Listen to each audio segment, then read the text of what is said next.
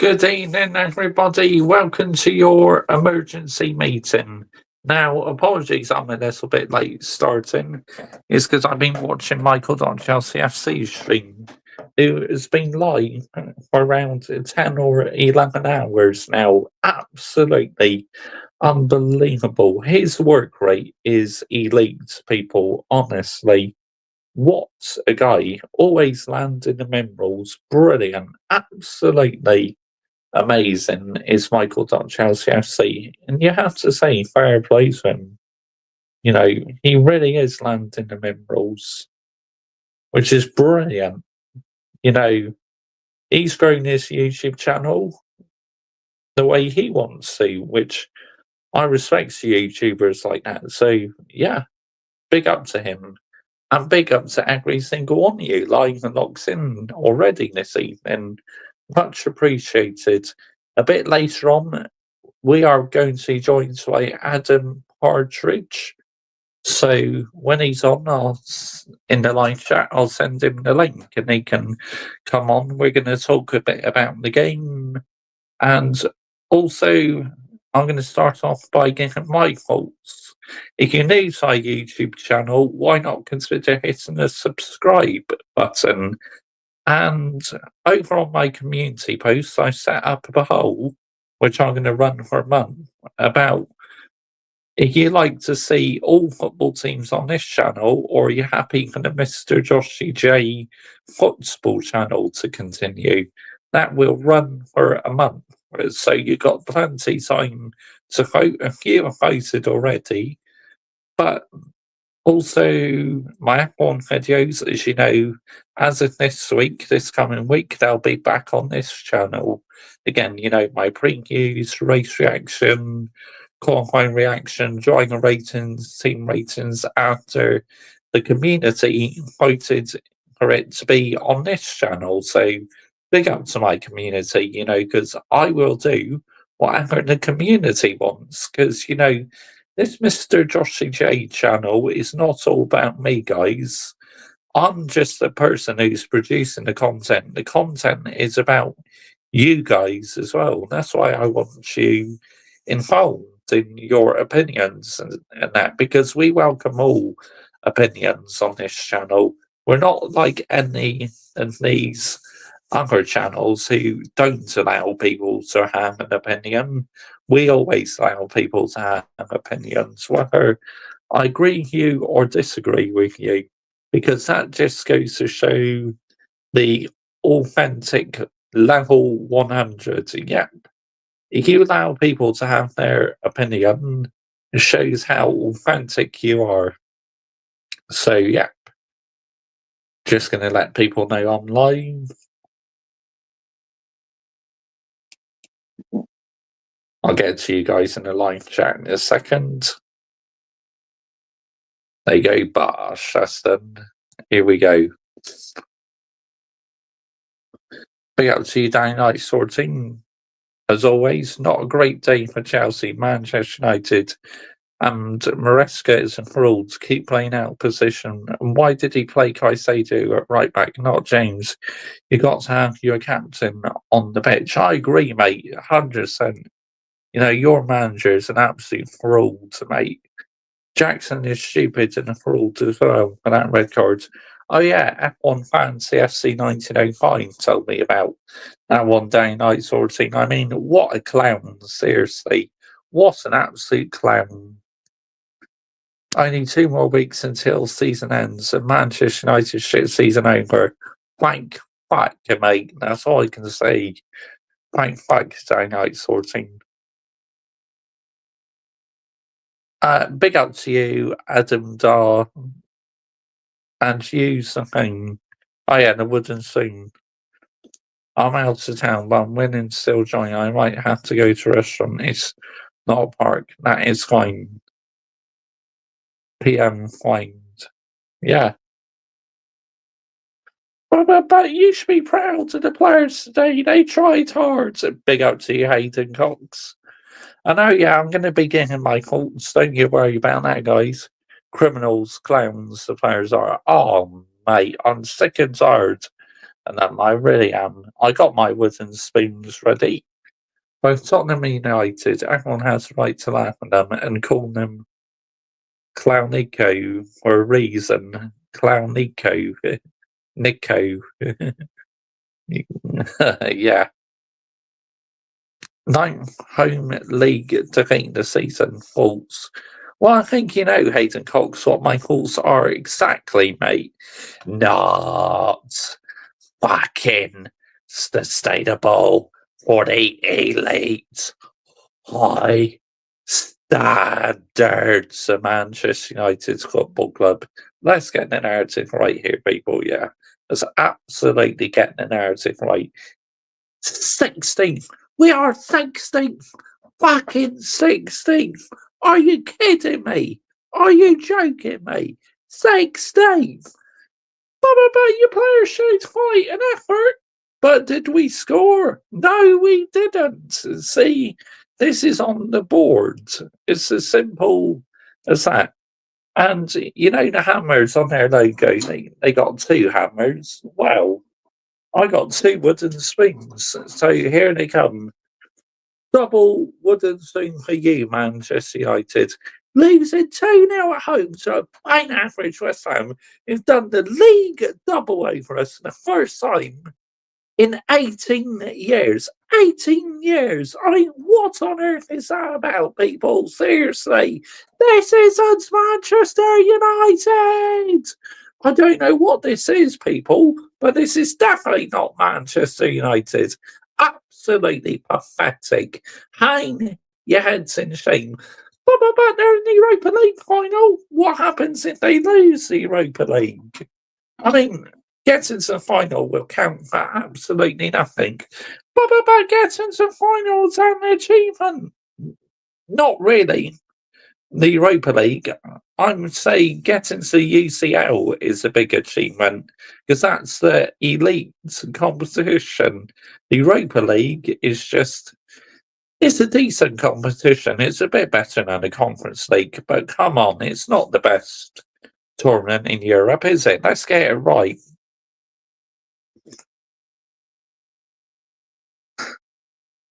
You should get 3 wooden scenes. Well, I did last week. 17th versus 16th Europa League final. I can't stop laughing. Farcical, mate. Honestly. Ha ha ha. Yeah, now you go. But calm down.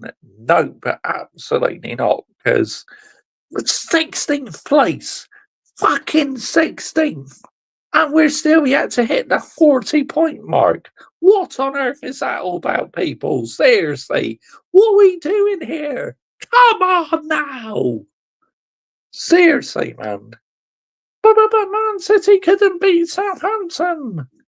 I mean, our shell shocks that they couldn't beat the worst team in the Premier League. I mean, no disrespect to your football club, Hayden Cox, but unfortunately, the reality is you've been by far the worst team in the Premier League this season. But you have to question your players, Hayden Cox. Where on earth has the fight been all season? I mean, let's get it right here, people, yeah?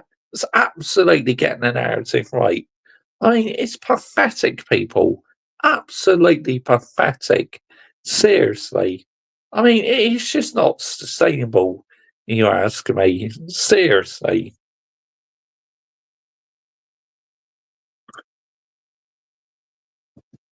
Oh, man. Wow. Unbelievable, people. Can't believe you lost to Jellyfish Potter. Disgraceful, mate. Absolute disgrace. Losing to a fine average West Ham side who are literally gone above us now. West Ham gone above us? Are you kidding me? Double wooden spoon. Honestly, I've had enough.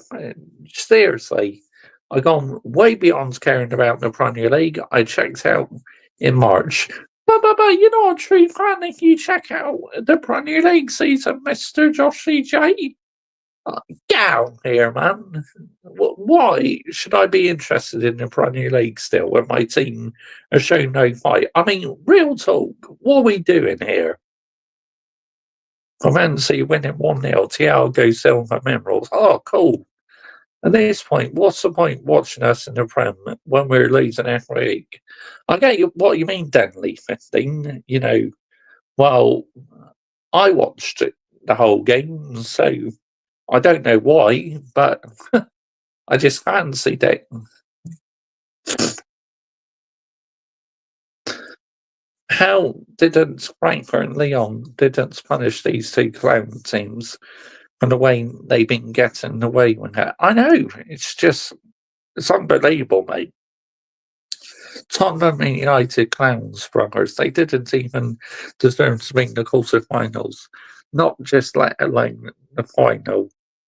Seeing and there are only showing passion and fight now. Yeah, not sustainable by yes, mate. Nowhere near sustainable. You got Chelsea next Friday. Yep, on Friday night, mate. We have indeed. But calm down. Absolutely not, because I'm fucking sick and tired of this football club, man. It's shocking. Whereas Kai, I say he's a bit busy doing something else, but Adam Partridge is about to join me later on, so he's going to be jumping on here to talk about the games. So big up to Adam Partridge. I don't see Manchester United getting Osman. I see him going to Saudi Arabia with money. Yeah, absolutely. Let's not forget the PR final English yet, but I'm guessing the Chelsea game is on Sky. It's an 8:15 kickoff, so I think it's on TNT Sports, mate, because originally it's meant to be a Saturday afternoon game, I believe, a 12:30 p.m. kickoff. So, yeah, I'm sure it's on TNT Sport. Let's have a look. Smash the likes as well, people, as that also helps our YouTube channel out an awful lot. And make sure you are hitting the subscribe button, people.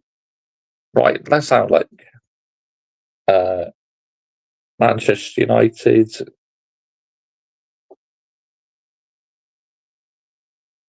versus Chelsea TV channel. Here we go. Sky Sports. Yep, Sky Sports main event. There you go. 8:15 kickoff, Friday 16th of May on Sky Sports main event. Cool. Okay. Still can't believe our fans are rated a point. All just because they aren't the worst side in the league anymore. I mean, just not sustainable, mate. You must be fuming and seething. Europa League, yeah. We don't have no striker from that game. Yeah, that's not sustainable, mate. Get 9 men behind the ball and be lazy. Haram ball. As you say, Adam, that haram ball, mate. Tottenham has Villa away. Yep. But it's a disgrace, man. An absolute disgrace, yeah. Whoever thought in my lifetime we'll be seeing Manchester United down in 16th place and yet to hit 40 points in May. I mean, what are we doing here? Seriously. All I can say is thank goodness the 3 teams just below us have been terrible this season. Otherwise, literally, we would have dropped out of the Premier League this season, and this is no joke. But at least you aren't getting relegated. Fuck off. Get in the bin. Yeah? 16th place for my elite high standards is nowhere near sustainable, people. Let's get it right here, people, yeah? It's absolutely getting the narrative right. I mean, shocking, man. Seriously, Manchester United should be a team who are comfortably in the top 6. I mean, down in 16th and yet to hit the 40-point mark in May when we should have done it back in November or December. I mean, there are no excuses. And if anyone is defending the team, then you need to question yourself seriously. Because, I've held the team accountable so many times this season, and rightly so, because I do not accept mediocrity at the end of the day, because I want what's best for my football club. It just goes to show how elite my standards are. Even when we've won a game of football, sometimes I treated it like a defeat because I sometimes say this victory has papered over the cracks because half the time this season, week one matches we should have lost. It's as simple as that. The end of the day, let's get it right here, people. Yeah, it's absolutely getting the narrative right. Who is the poorest team in Reds, Ferrari or Man United? Well, mate, I mean, both of them are doing bad, aren't they? But I have to say, Manchester United, but Ferrari were a disgrace in Miami, honestly. I gave them the triple wooden spoon, mate.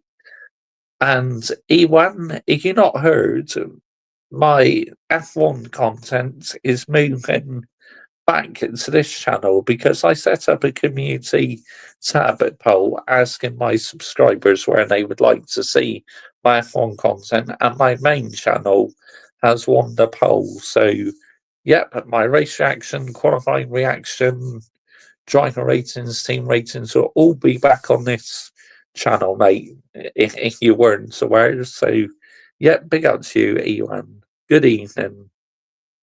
What did you do full time, mate?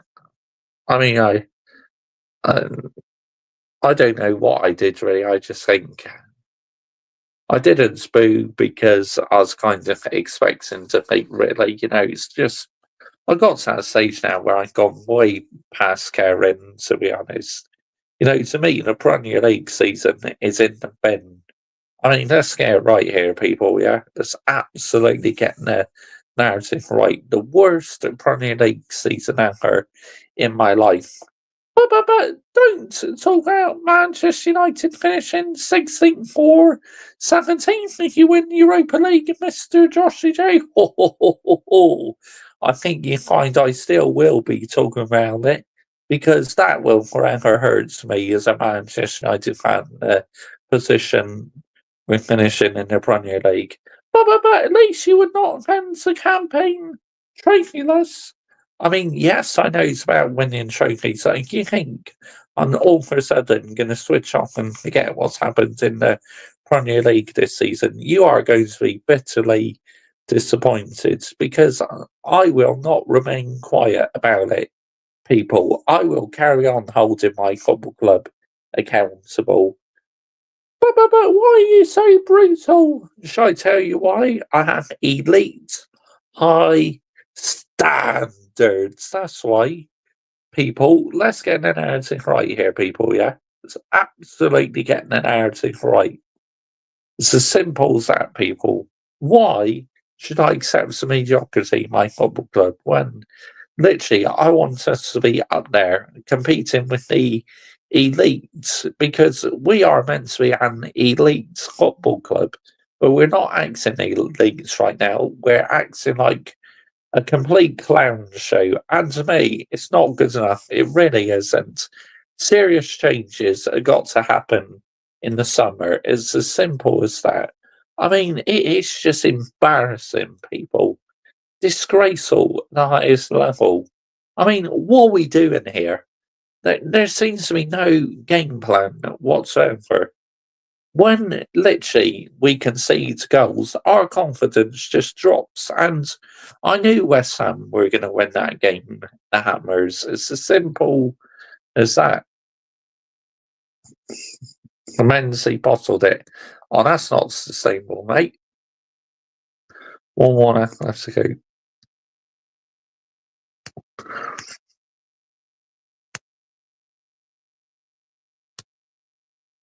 I see Ruben Amorim getting sacked. He should be in trouble.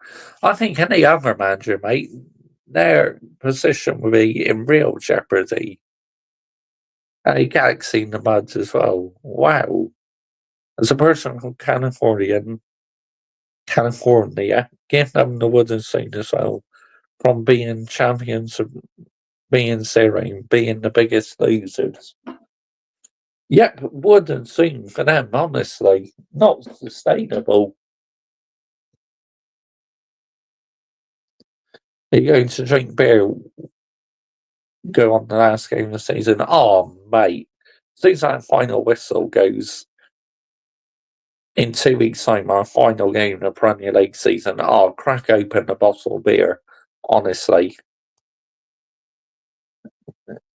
Thoughts on Surgeon not giving Man United staff free tickets in the final? Not fucking sustainable for the elite high standards of Manchester United Football Club. Let's get it right here, people, yeah? It's absolutely getting the narrative right. You know, I'm just fed up with it. I'm sick and tired of it. Very sad day in football. The Brentford Fire was 40 years ago today.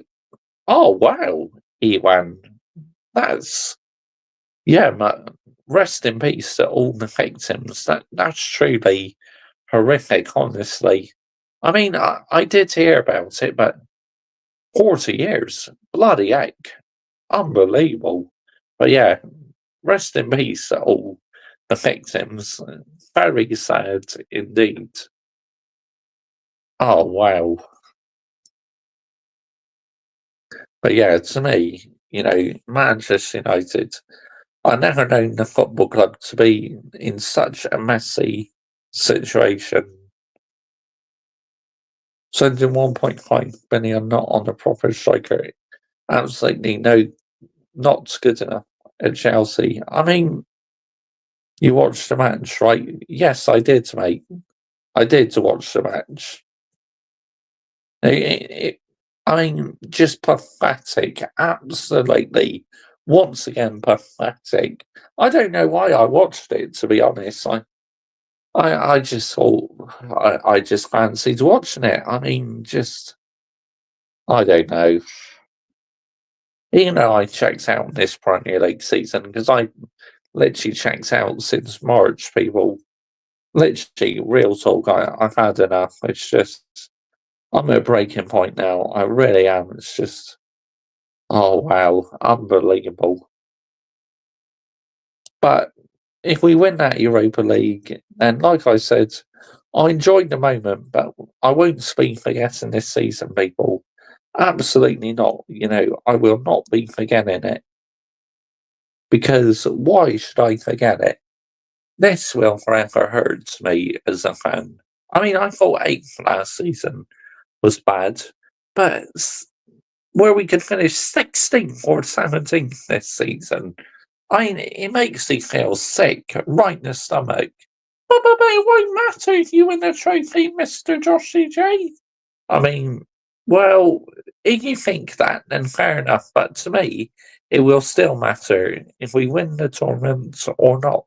This Premier League season will not be forgotten by me. I will forever hold the football club I love accountable for being so poor this season. Do you think fans who made the journey all the way up to see their football team home and away deserve this? The team underperforming, because I for one sure don't in my book. And to me, it's unacceptable. It's not sustainable, honestly. And number 17, I mean, what another great chance number 17 missed. I mean, get out here, man. Seriously. Number 17, the sooner he jogs on, the better. But you've been defending number 17 for so long, Ganacho. Yes, I know, like, I've been defending him because I wanted to believe in his potential, but what I saw of him in Bilbao, I'm done. I'm 100% finished with number 17. Get rid of number 17, people. Seriously.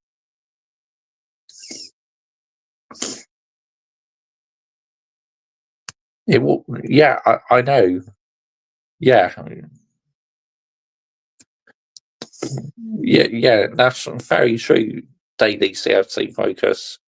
What would you do if Manchester United spent 1.5 billion and played shit? I'll be seeing then. Spurs are 17th as well. Unbelievable. Yay. What's good at Mr. Josh J? How's the standards today? Human, mate. I mean, I kind of think Exodus a loss mob, to be honest. Big up to you, by the way. Good evening to you. Thank you for joining me this evening, as always. I mean, I expected the defeat, to be honest. I'm not at all surprised, but West Ham doing the league double over us in the first time in 18 years. I mean, down here, man. What on earth is that all about, people? Seriously, what is this shit? Them doing the league double over us. I mean, fuck off, man. This football club is just a shambles. Absolute shambles. Mm. Top five race is interesting. It is. Forest is sadly falling off. Yeah, they are dropping off. And did you see the owner talking to Forest? The Nottingham Forest owner literally went onto the pitch to have a go at Nuno Espirito Santo. I mean, I think that deserves the wooden spoon. I mean, that is nowhere near sustainable by the Nottingham Forest owner. I mean, what are we doing here, people? Seriously. I mean, totally disrespectful to Nuno Espirito Santo because he's got Nottingham Forest into Europe. You know, mathematically today, they've guaranteed themselves a place in Europe. So for the owner to have a go at Nuno out on the pitch, to me, that is so wrong in every department.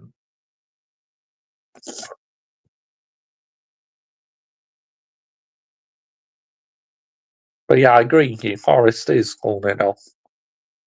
If you spend 1.5 million, you got the challenge for the title, not be sixth or seventh league. Not good enough. I agree. Facts don't outsourcing, mate. Who do you think will get top five and who do you think will miss out? I think, obviously, you know, Liverpool won the league, then Arsenal probably will finish second or third. Then I think Newcastle will be in there. Man City as well, and then obviously for fifth place, well, they're back in play now and still on really good form. Aston Villa, I still think Aston Villa could make the Champions League positions, to be honest with you. I really do. But yeah, the drop off from Nottingham Forest is they've had a good season, but they're definitely dropping off now, and I think Nuno Espirito Santo would be very relieved his side has still European football because if this dropped off happened sooner, they might not have secured European football. So at least they secured European football, but performances recently by Nottingham Forest have not been sustainable, people, if you ask me. Nowhere near sustainable. It's as simple as that. But yeah, shortly Adam Partridge will be coming on. If he's awake, he might have gone to sleep. But anyway, you know, it's just wow, unbelievable. But yeah, we will get on to listening to some reactions very soon, people. We got Forest on last season. I think Chelsea will miss out UCL for a third straight season. Possibly, mate. Yep.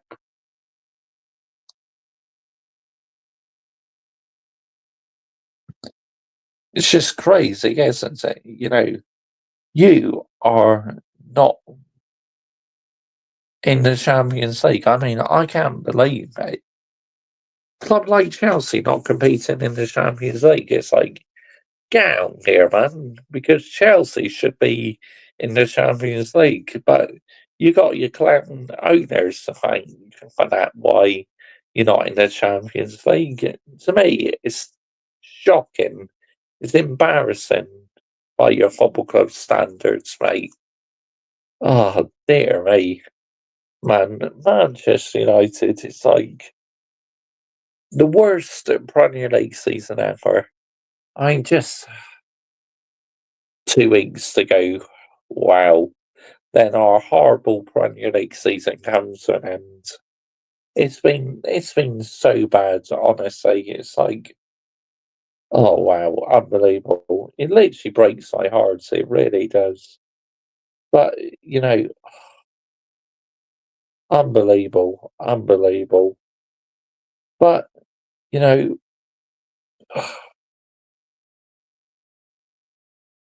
I just can't believe it, people. I really can't. Every bloody time you think Manchester United are maybe turning the corner, they go and shoot themselves in the foot. I knew they would. This is why I never get giddy over Manchester United, even after we get a couple of wins, because what's the point? Seriously, it is so jarring and exhausting to watch. At times, I'm just ashamed of my football club people. Seriously, I really am. It's just, I don't recognise it half the time. I really don't. It's just, oh, just can't believe it.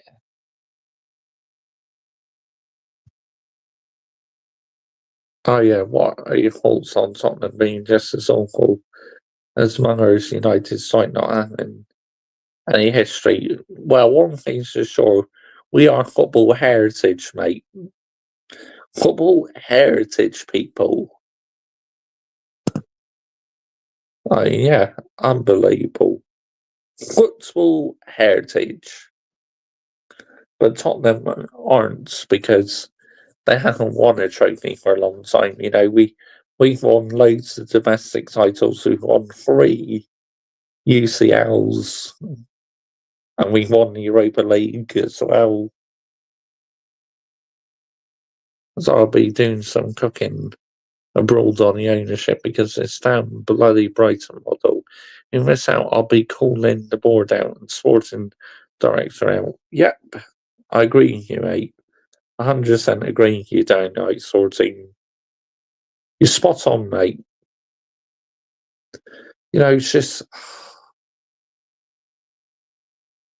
messed up, isn't it? Both of our boys' teams are messed up, Man United men and Chelsea men as well,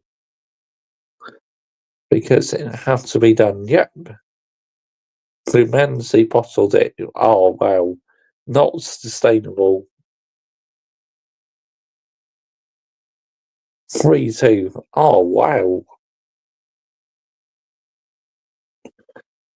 Sounds like it's quite a tight game, to be honest.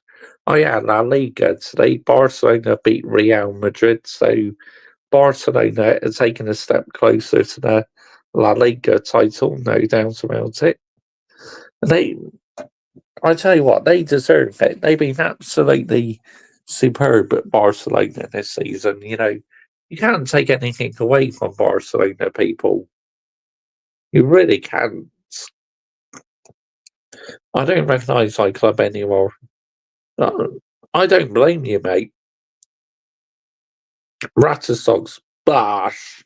Big up to you, Ratterstocks. Good evening, mate. Today was a disgrace. These players don't respect us fans. They don't respect the badge, and I'm not going to lie. If we do not win the Europa League, I want them all gone. Thanks, mate. Absolute thanks. Just these players are a disgrace because they only turn up when they want to. To me, it's shameful. It's not sustainable, people. Seriously.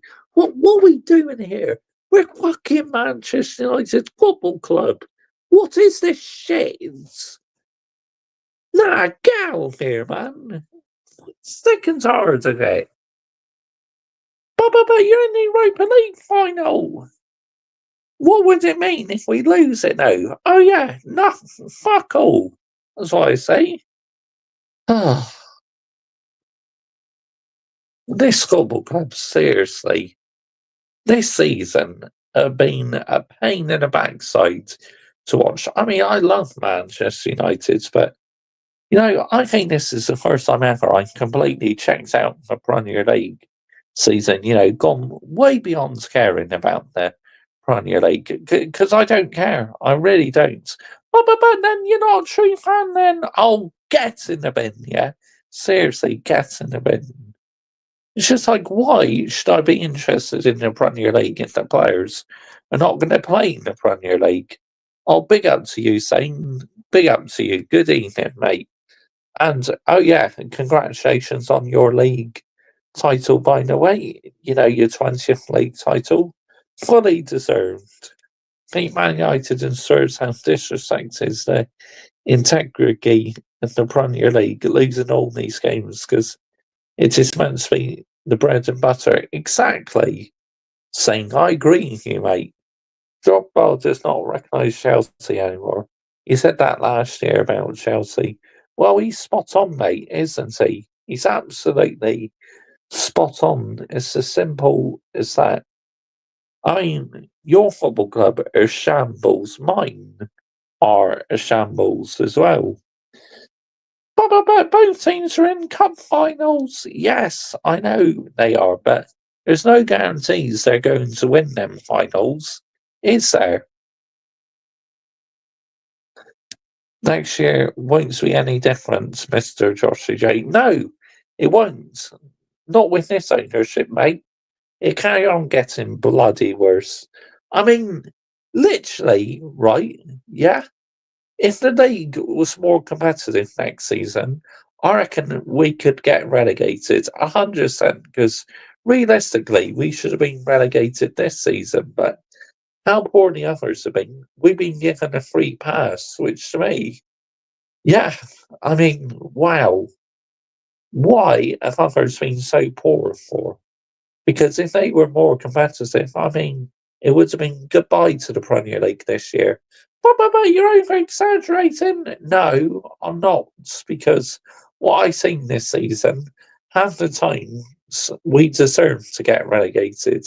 A bit like Spurs this season, they deserve to get relegated as well. West Ham as well, how bad they been. I mean, losing 2-0 at home to a very, very poor West Ham side. I mean, it's a disgrace, people, an absolute disgrace.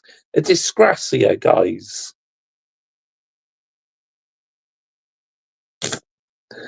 Mr. Joshua J does not recognise Manchester United anymore, like it's my club. Facts, mate, because I don't. I'm telling you, mate, I'm at boiling point. Oh, mate, honestly, I am as well. I've dated Barcelona just through 2-2. Yep. Uh, the score's been coming up on my phone, mate. Barcelona Sporting Club.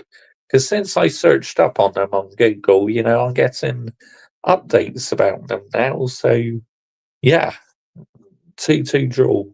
I mean, at least they didn't lose the game, but what on earth is going on with the Corinthians? They are so inconsistent, honestly. I mean, wow. I mean, I've not watched them week in, week out, but obviously I take interest in them because, yeah, because their fan base is really like Real Madrid. So that's why I follow the Corinthians. Nowhere near stable, man. What is Peter Griffin 2.0 doing? I mean, why on earth did they go for Peter Griffin 2.0? Because he got sacked from Brazil, didn't he? Or he resigns from Brazil. But yeah, terrible. Absolutely terrible. This multi club model's rubbish. I don't give a shit about it. Buy playing, selling them for profit. Exactly. Daylight sorting. Yeah, you're spot on, mate. Absolutely spot on. It's as simple as that. But yeah, you know, literally, let's get on to yeah, but let's see who is getting a membership tonight, shall we? Who is getting that membership tonight? Who is going to be the lucky one tonight? We're about to find out, people. Here we go. One membership.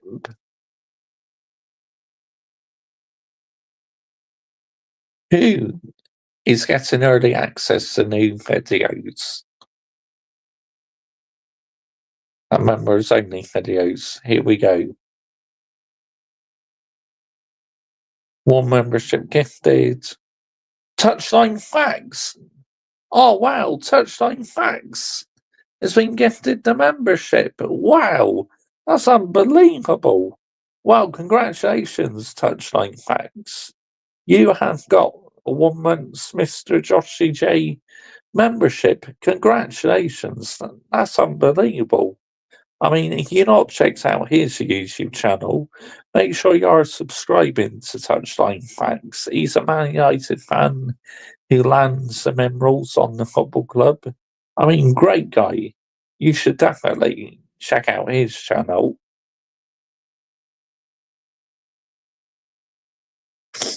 If our ownership don't do anything, I'm telling you, mate, I will fly to Manchester. Yeah, do it, mate. Land some emeralds. Land the damn emeralds. I thought the Man U game was good. I mean, we did have our chances, but we couldn't fucking put the ball in the back of the net. I mean, 5 days left of my membership. I hope Manchester United don't get a multi-club incentive there, because what would you do? I mean, I would think it's a shit about the other team, mate, honestly. Not one bit. Well, that's West Ham. Yeah, it was good for them, but not good for Manchester United, is it? I mean, how the fuck have we lost 2-0 to them at home? And West Ham had done the league double over us for the first time in 18 years. I mean, get out here, man. It's just shocking, people. Absolutely shocking, honestly. Wow. Seriously, man. I've had enough. Literally, if we win that Europa League, it will give me a bit of comfort, but if we lose it, then I wouldn't know how I react. We let Tottenham win a trophy. I mean, they are bottlers like what Arsenal are. It's as simple as that. I mean, it's crazy. Absolutely crazy, people. But yeah, we will listen to some match reactions, Harry soon.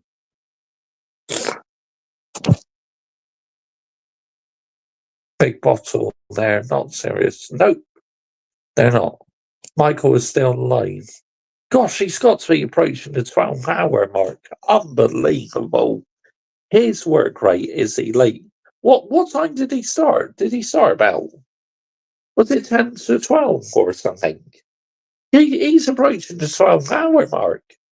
That's just insane. I mean, fair play to him, though. Big up. And Adam, if you're listening, Touchline Facts got gifted the membership. So yeah, he is a member in the Mr. Joshy J army, just like Atleti.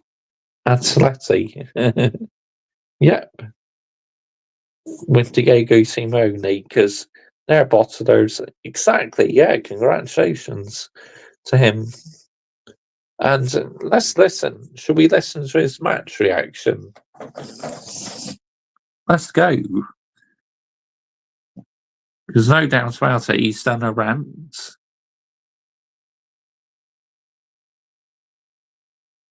Touchline Facts. Here we go. Where is he? Here he is. Rant. That was embarrassing. Lost the bubbles. Oh, mate. Honestly. Yeah, I got it, mate. Manchester United 0, West Ham United 2. West Ham's first win at Old Trafford, I believe, in my lifetime. Certainly since I can remember starting with football. And I can't lie to you. I look a bit... my face is really red. Don't know why. I'm fucking annoyed. I'm fuming. That is the result. I'm absolutely livid at. We lost 2-0 to a pub team. If there was a team in the Premier League that would be nicknamed the pub team, it would be West Ham United. They are the definition of the Premier League's pub team. The very own, the Cockney Boys, the Bubbles Merchants, the EastEnders. We just lost 2-0 to the EastEnders FC. Put that in your fucking pipe. And to top it all off, not only did we not win today, Lenny Yoro's now injured, which could be out for the fucking foreseeable future, which means in 10 days' time when we play Tottenham Hotspur in the Europa League final in Bilbao, he could be injured. This is worse than City winning the treble. No, it's not. But do you get the fucking gist? That's disgraceful. That's actually disgraceful. I am fuming.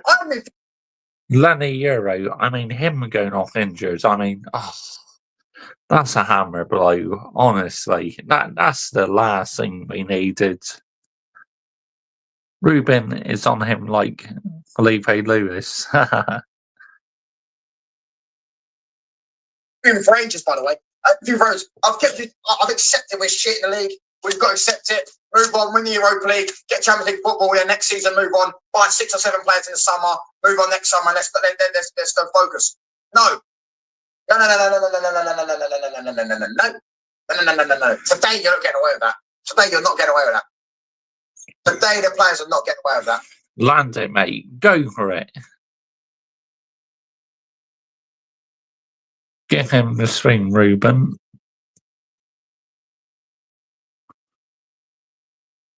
That is disgraceful.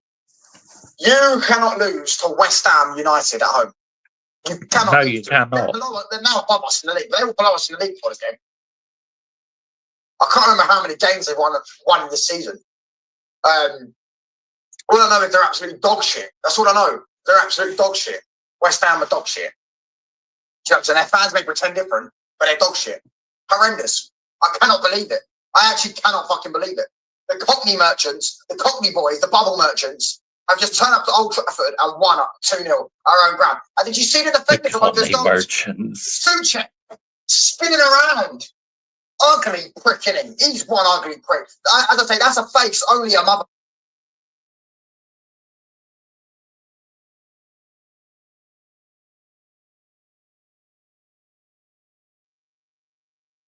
I could love. Only a mother Sorry could love. about that, people. Just needed to sneeze.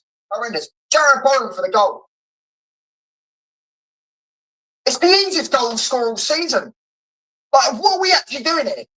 We let the whole ball go across the box and then he gets a free shot on goal. There's not even it's not even a powerful shot. He literally just tapped it in. Oh, it's horrendous, man. We're 2-0 at home to West Ham. Fucking pathetic. He's got into find shame. But letting Europe be injured is actually way worse than result. Because at least if we played some Fredrickson or we played Lindelof and we played a few B team players and we lost today, we're going to say, cool, we played B team players, we lost, but it's still embarrassing. But at the minute, you know, it is what it is. We've got no injuries. We've got one more game before the final. We just get to the final and get out. Now, we cannot get another injured centre-back. Now, we put Masraoui at centre-back. Now, we need to lift back. Horrendous. Performances today. Rasmus Højlund. There was a point where he went down in the first half, and as King said in my chat, I wish he was injured. Why Lenny? Why Lenny, not Rasmus? Why Lenny, not Rasmus? Just, it's like, if he was a dog, you'd put him down. You know what I'm saying? If he was a horse, you'd give it Kettman. Like, every dog has its day. He's never had a day. Do you know what I'm saying? Just, yeah. The less said about it, the better, bro. As I said, bro, like, oh, mate. I wouldn't even call him Dolph Ziggler. I wouldn't even call him Dolph Ziggler anymore. Do you know what I'm saying? Dolph Ziggler at least had a decent finisher. What's it called? A zigzag or some shit like that? I don't know. Horrendous. Mickey Mount. To be fair, Mason Mount actually done a few good passes. That pass to Højlund was really good. Højlund should have scored. I mean, Mason Mount, I mean, fair play to him. He is definitely starting to turn things around. And touch wood, he is starting to stay fit. 6. So it's just average performance. But this is a game where Mason Mount's got to actually turn up. He's got to invite himself into the conversations to start for us. We're supposed to believe Mason Mount is turning things around. His confidence has gone up. He scored 3 goals in his last 2 games. You're thinking he's got a bit of confidence. Actually show something today. Give us the fans something to believe in. No, once again, dog shit. Maybe he's just getting ready for Zante season, bruv. Ibiza. Do you know what I'm saying? That's what he's going to be probably getting ready for.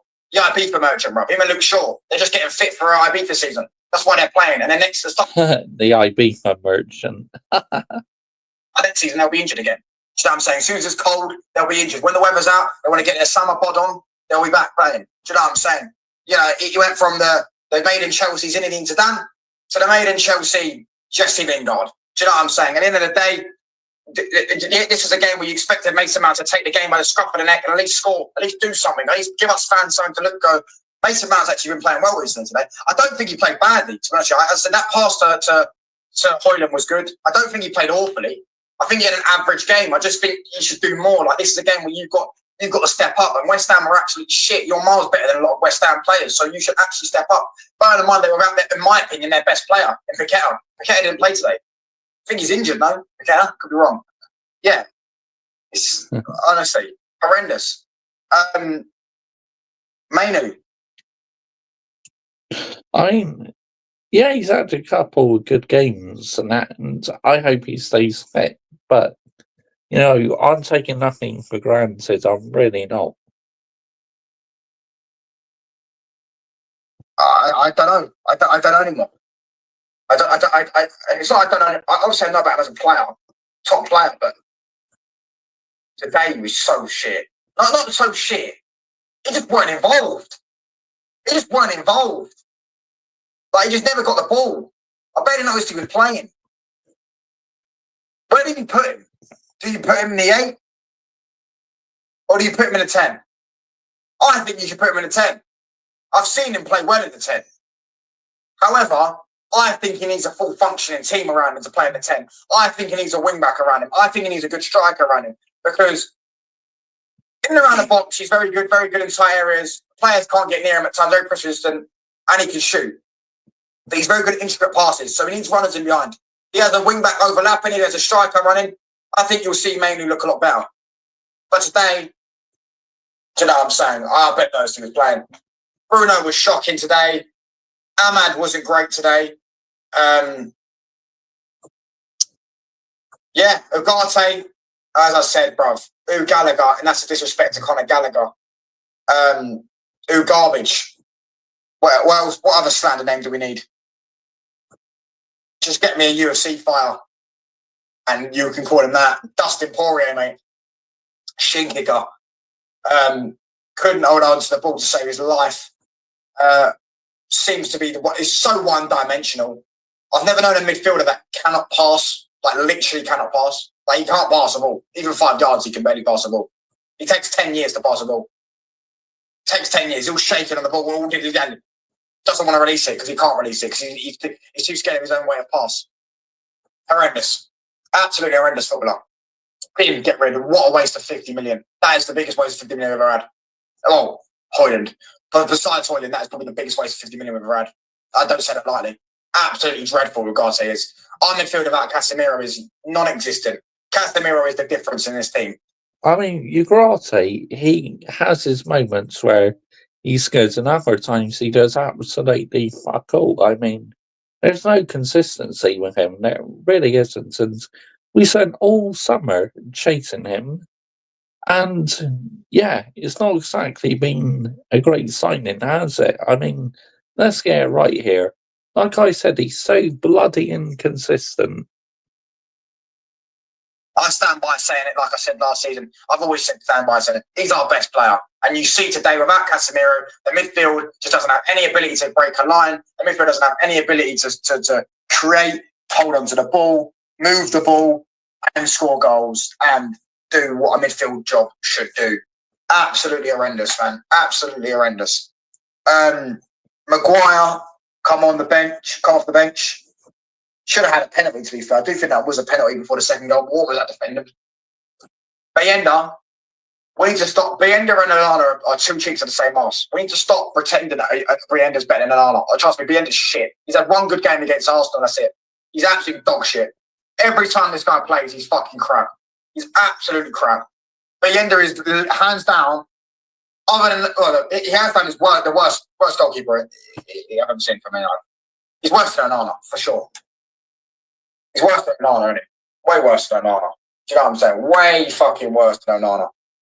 I mean, with Bayender, he is decent at catching the ball, but his ball distribution is shocking. His kicking out is terrible, people.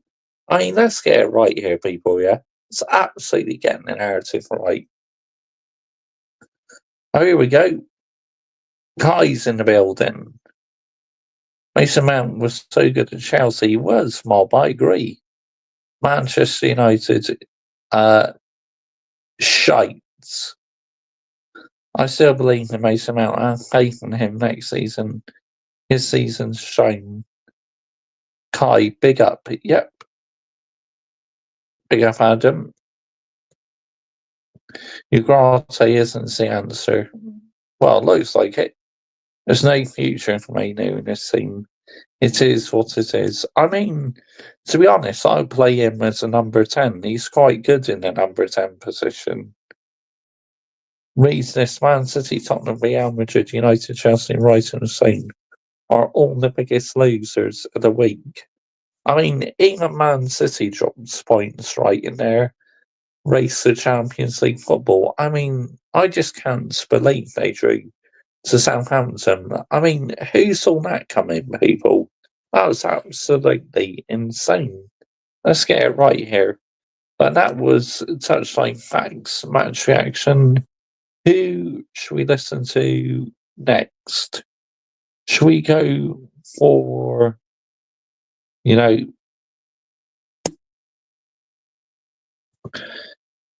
All Things United? I'll probably go for next.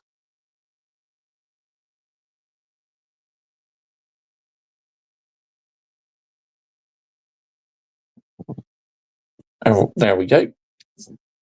I just commented on Touchline Tactics. United Touchline Facts. Spot on, I just commented on his video. Right, let's go for All Things Man United.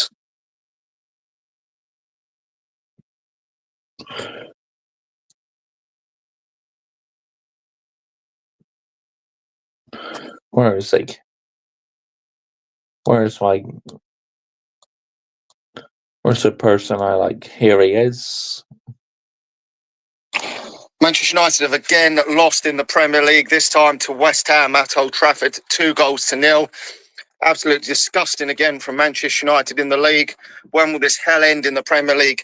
We are a relegation type team under Ruben Amorim. We should have got relegated. We deserve to get relegated. But the other teams have just been so bad down the bottom this season that thankfully we haven't gone down. Just absolute joke. I know people are going to say I don't give a shit because we've got the Europa League. Well, what happens if we even lose that Europa League final? I mean, does this geezer deserve another season? I mean, because this is absolutely atrocious. This really is for Manchester United.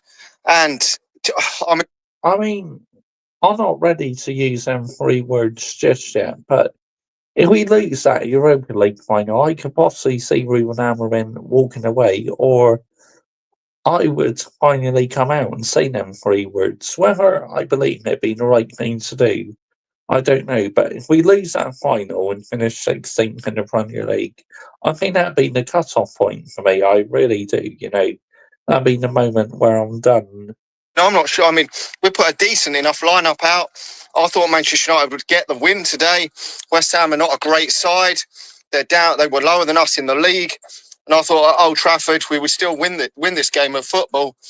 Maybe the players just have got their minds on that game, and next season they'll be better. I don't know, but that's no excuse. I mean, surely under the likes of Sir Alex Ferguson, Manchester United would never have folded in a league campaign like this at the end of a season just to concentrate on a cup. The amount of games we have folded in and lost is just getting beyond an absolute joke. It really is. I mean, 2-0 down. I know Højlund's missed a good chance. Obviously not Manchester United quality. We know that some of these aren't, but there's still enough quality out there, I believe, not to lose 2-0 at home against this West Ham team. I mean, is it a case of the teams in the Europa League are just so bad that Manchester United getting the job? Not yet, Kai, but I'll definitely have a listen later on, mate. Manchester United board, I will go and get Championship manager. Carlo is in the mud. Highland is not good enough for needs to accept it. I agree, Kai. Agree you, mate. Done, or is it that the players are not trying in the league and trying harder in the Europa League? I just don't. It's probably a bit of both, but it's just not acceptable for me that you just constantly keep losing these games, because going into next season you have no momentum with this at all, and I don't know. It doesn't give me confidence moving forward next season that you're going to get any. I mean, what are we, about 16th or something in the league? And it's going to have to be a massive turnaround next season to do anything in the league, to even get in the top half next season. If you're looking at this team, and you wouldn't think it's the name Manchester United, you would think that this team is probably going to be fighting down near the foot of the table next season for relegation. It's just disgusting. I mean, the likes of Ahmad and Mount have started this game. They're two players that people wanted to see start. I mean, Ugarte, mistake in this game. Some people are saying it's better in Europe because the opposition are better in the Premier League. But just not good enough. I mean, we've also got that Euro injury to contend with. And to be honest, I'm not that confident that Manchester United are even going to go into that Spurs game in the final and get the victory. I'm really not. I mean, I've never been confident that Manchester United were even going to get to the final of that Europa League, but a number of lucky moments and poor teams in it have fallen asleep.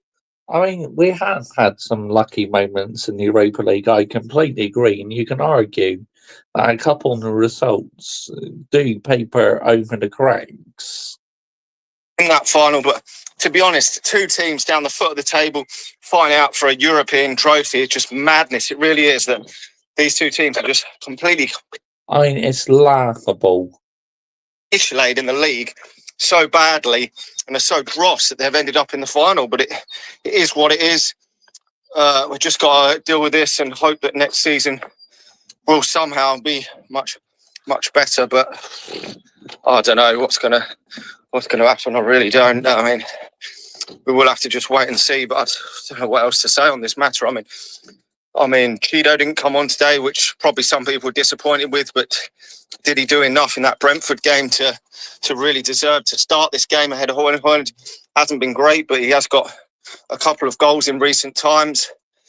I don't know. I think there probably will be a lot more wholesale changes for the next game against Chelsea, to be honest with you, because that's going to be a few days before the cup final, and I wouldn't expect the likes of Mazraoui, Lenny Euro to start that game at all.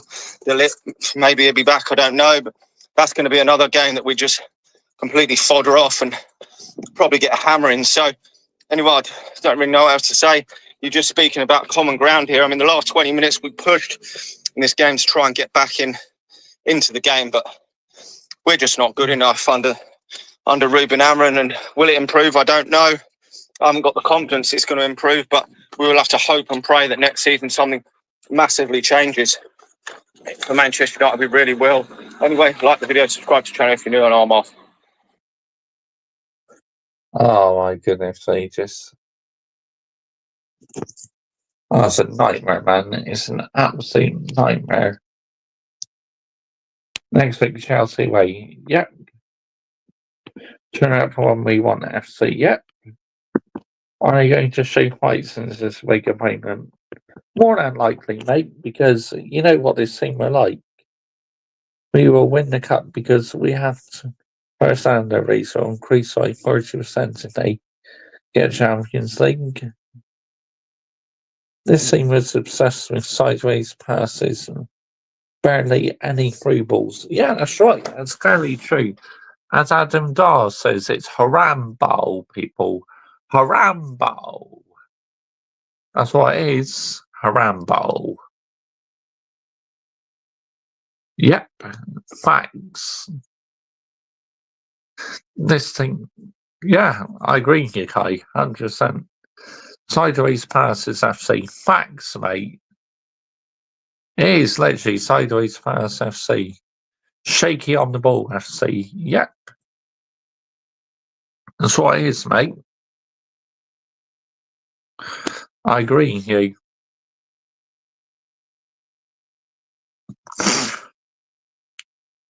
Shaky on the ball FC. Yep. When we make an error, we are so nervous. Can't deal with the pressure FC. Thanks. Yep. I agree, Kai. We cannot handle the pressure FC. Let's get it right. Manchester United FC's Michael Chelsea FC says, yeah, we are. We are, Kai. 100%, mate. Spot on. Absolutely spot on. It's just pathetic, people. Absolutely ridiculous at the end of the day.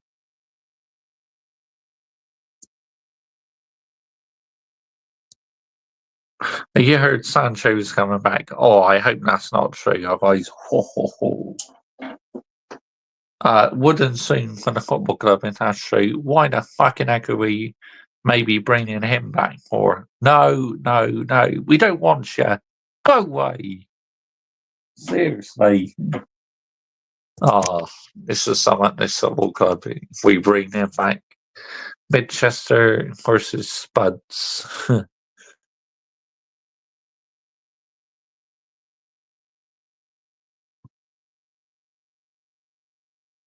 Excuse me. Mangalong in the centre back. It's 2017. Yep.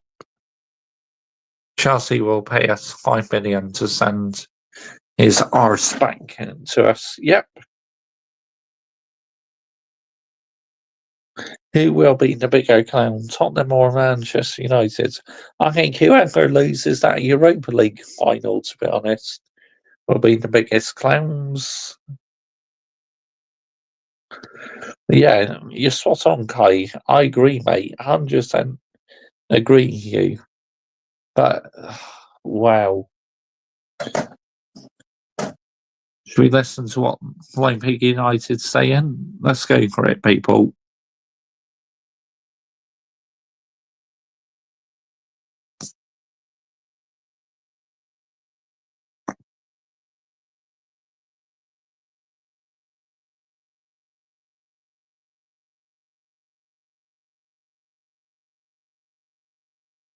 Okay, time is up in the top right-hand corner. Sync up with us if you can. Man United versus West Ham. West Ham get things underway here. My prediction was 2-0. 2-0 to Man United. Goal scorers Bruno and Mount. That's my prediction. Yeah, ifs, ands, buts and maybes. But Bruno Fernandes doesn't really get injured, does he? Because he's made of adamantium. Don't know if you realise, but Bruno Fernandes he's half man, half Hugh Jackman impersonator. He is the Wolverine of Manchester. So I don't think he can't even get injured, mate. Now, Lenny Yoro back over to Luke Shaw. Hang on a second. What's that in Luke Shaw's hand? Why is he carrying a tin opener around with him on the pitch? What the hell? NASCAR. Thing is, though, NASCAR's a little bit better, isn't it, in terms of a spectator thing? Oh, no, Gastastic! But in terms of spectators in the stadium right now, they've just witnessed a Gastastic goal there by Souček against Manchester United. Piss poor me! Against the run of play, they put one in from the corner there. It's ricocheted in the back of the net. It's beaten by... Yeah, cheers, Kai. Have a good week as well, mate. Gosh. Nobody knows what the fuck's going on. Is it a Mazraoui OG or is it a Souček goal? I don't know. But the ball is in the back of the net and West Ham have got the lead. That's gash. Against the run of play, we were controlling the early part of the game, but it means now when you can't put the ball in the back of the net, and they've just done that. That's filth. That is filth. And so far, Man United needed to come out today and be like a prime Michael Schumacher F1 driver. But instead, we've come out and we're some sort of like messed up little NASCAR driver or something. No, I didn't. What the hell? What? Why?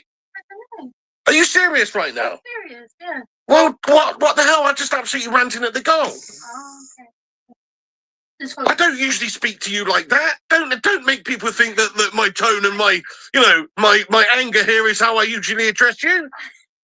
I thought I heard you go Sheen. No, I didn't go Sheen. No, I said Suchek. If you want anything, I'm here.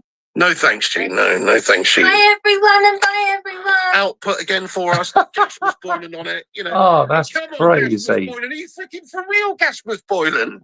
He's bloody Gasmus. Crikey, the Rays received that ball there, turn and fight. It's like he almost doesn't know where the goal is. Why can't Rasmus score? Oh, honestly, I think it's just down to him being a bit of a championship level melt. A little bit concerned about... Oh, no. You see, I was just about to say a little bit concerned about some of our players. You know, Ahmad Diallo's another one you don't want to over-push in this game. He's only just come back to fitness. But look what's fucking happened now. Shit. Lenny Yoro's down on the pitching ground. Fantastic. No way.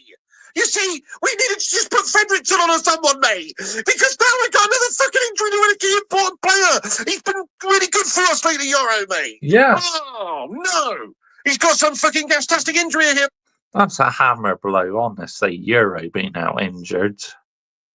I mean, wow, what a big mess he will be if he's out injured for a few weeks. Or something, for fuck's sake, mate. Snappy McGuire's been ready to come on. Euro's bloody injured. Delict's injured. Euro's injured. Martinez injured. Everyone's fucking injured in our defence. Oh, goodness me, what a shitter. You see, we can't go through these games and pick up loads of injuries now. Oh, man, Victor Dwindloff's going to be playing in the fucking Europa League final, isn't he? Victor bloody Dwindloff is going to be playing. Oh, no, ball given away, dodgy moment, West Ham 2-on-2.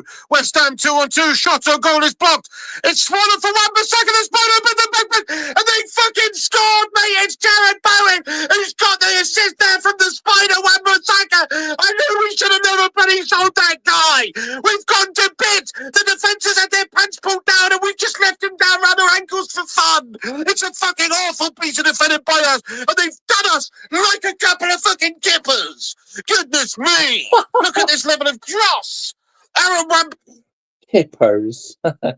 Oh, that's hilarious. Saka the spider provided the assist, and they've scored. Jared Bowen took an impact stick. For fuck's sake, mate. There you go. Fucking spider asset. No one's going to not sold this spider. The arachnid. You know what I mean? The 8-legged freak. Why did we fucking sell that guy? He's decent. Well, anyway, he has got the assist. It is a goal. Ah, fucking hell. Eric Ten Hag, you big Dutch cone-headed melt. Look at this. They've done us. It's surely defender. This is what happens when you got very big Victor Dwindloff and go on. Look at Victor Dwindloff here. You, sir, are a fucking IKEA flatpack merchant. Get the food back to serving me meatballs up at the fucking local IKEA, you mug. It's awful. Look at him.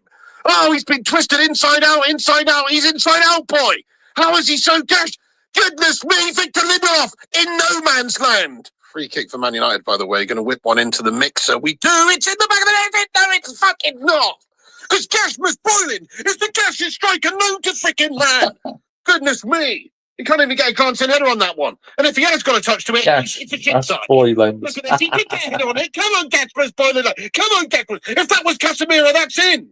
Gasmus Boylan just so gash. Yeah, same superstar. It's just unnecessary.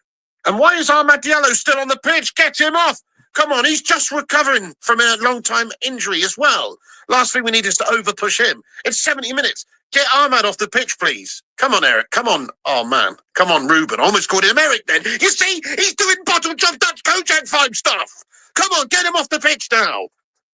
Kobe Mainoo switches up play, but it's cut out. We're so poor today. Bruno Fernandes keeps it alive. Well won by Bruno. 3-on-2. 3-on-2. It has to be. Overlap from Gasmus. Boylan, finish him, Gasmus. You are officially the greatest number 9 I've ever seen play for Manchester United. You are an abomination, Gasmus. Go on then, United chance, Maguire. Rasmus Højlund, you can't even score from a yard out. What the actual fuck? It's a PC for the keeper, but come on, Gasmus Boylan. Oh my goodness me. All the criticality of a blind bat in front of goal, this mug. How has he not put that away? That's craziness, guys. That's crazy. He's a yard out. React to it and put it in the back of the net. Cross into the mixer. Go on, son. Gasmus Boylan, that's it again. He's had about 6 really good chances today. And that one's nearer the bloody corner flag. Nah, that's it. I've had enough. I've seen enough. The judgment has been made. Gasmus Boylan, you are a fucking Birmingham City player if ever I've seen one. Thank the Lord, there's the final whistle. Man United have lost. Graham Potter's done a shite at Old Trafford. It's 2-0 to West Ham. What a calamity. What a set of bottle jobs, honestly. Fucking hell. I mean, yes, you know, nobody cares about this game. Europa League's the focus. But even so, that's embarrassing, isn't it? West Ham coming to Old Trafford looking so much better.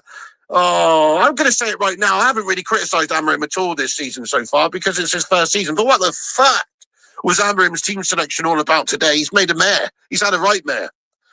For a start, he's selected a few players that are injury prone that we shouldn't have been risking for this game and keeping them fit for the final, i.e. Lenny Yoro has picked up a serious picking injury. That's gash. And then aside from that, well, you should just give opportunities to young players anyway and other players who are not really having one eye on the Europa League final. All of these players playing today, they're trying to stay fit for the final. Of course they are. Are they really prepared to go in for every lunging tackle, sprinting, working their hamstrings to the very limit for a game like this, which is meaningless? No, which means that they're focusing on the Europa League final. What we should have done today is just had a bit of a reshuffle, play a bunch of the kids, and give the opportunities to other players who are going to give it 110%, who it doesn't matter if they pull their hamstring. You know what I'm saying? That's what we should have done. So I do think Amorim's got his team selection wrong today for two reasons. Firstly, we're risking players we shouldn't be risking. And secondly, these players didn't have their hearts in it. It's obvious. They're focused on the Europa. Obviously, they don't have their hearts in it. They're not giving it their all. They're worried about getting injured and stuff. So he's had a bit of a mare there. Like I am as well. I'm just focused on the Europa League now because, like I said, I checked out from this Premier League season back in March. Day.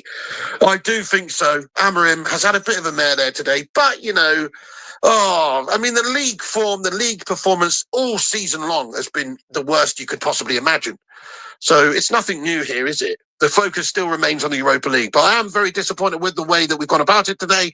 Very disappointed with the team selection. Very disappointed with Yoro's injury. I'm very disappointed we didn't make more of it. Look, we have to talk about the man Rasmus Højlund up there again, though, don't we? What the hell? Look, the rest of the team, awful. Even Bruno Fernandes, our best player, was terrible today. Lots of the players, Gash, Ugarte, you know, the defence, Lindelof, awful, terrible. But, you know, I still maintain that we would be a much better side if we could actually get someone up top who could take a chance. Gasmus Boylan had 5 or 6 excellent opportunities today. And what did he do? He's diarrheaed them all in front of goal. Put them all towards the corner. He's a bloody melter. He's the opposite of clinical, isn't he? So we've got to do something about that in the summer. You can't go into next season with Gasmus Boylan as your only real goal threat up top. He's the worst striker we've ever had, pretty much. Goodness me, if you were building the shittest Man United team of all time, he'd definitely be the striker in the team, I think. Him and maybe Weghorst backing him up, you know? Like, he's that bad. So get him gone, I think. I think we've seen enough from him. Obviously, we need to hope that he does well if he does play in the Europa League final. But crikey, doesn't really fill the opposition with any sort of dread going into that game, does he? Will Spurs be fearing Rasmus Højlund right now? Probably not. So there you go. That's it. Address that issue. Address the goalkeeper issue. In the summertime, we might have a lot more opportunities next season to win games. But right now, we've got, you know, a bang average squad, a bang average team everywhere. We've got a couple of good players. You know, you've got to give props to Ahmad today. He never stopped running, never stopped working. Bruno Fernandes, great leader, has done well for us this season. But aside from that, there's not that many, is there? Quality players that you can rely on, that you can trust. You've got bottle jobs that you just expect to bottle it. People like Gasmus Boylan and Ahmad. Not Ahmad, sorry. Gasmus Boylan and Rasmus. These sorts of Gasmus Boylan and Onana, I mean. Fuck's sake, we got there in the end. There's lots of bottle jobs. So yeah, there you go, guys. What a Super chat. That's what happens on My Big United channel when you send them in the super chat. Go super chat. You know, bollocks this game. I've had enough of this shit. Bollocks to this Premier League campaign. End the Premier League now. Finish the campaign. Get it over and done with. Sack it off for this year. It's been an abomination. We just need to hope that there is a big clear out of our guff-bag players in the summer. See you later on, Victor Dwindloff. Have fun playing for Gothenburg next season.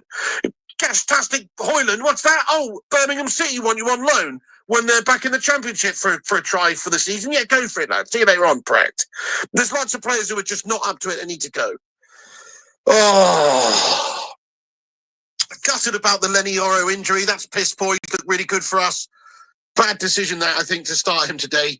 This is the sort of game Victor Dwindloff should have been used in from the start. Or Fredrickson, or one of the youngsters, but not Lenny Yoro. So that's a bit of a piss poor decision, I think, from the coach. I'm not going to criticise him too much. It's still somebody else's team. He's got to do what he can do with it at the moment. But I don't know why you've played such a strong senior side. You've had a mare there, Ruben, to be fair. But anyway, yeah, there you go. Crap from Hoyland. He's had 5 or 6 gilt-edged opportunities. Couldn't take a single one because he's gassed. And we've just been piss poor in every other regard in the game. Defensively, midfield control-wise, terrible. We're just crap. There you go. 17 losses in the Premier League. Gouge my eyeballs out. What a fucking miserable tally. And obviously it's all riding on the Europa. If we don't win that, it's the worst season ever. What a horrible bit of pressure we've got ourselves in, though.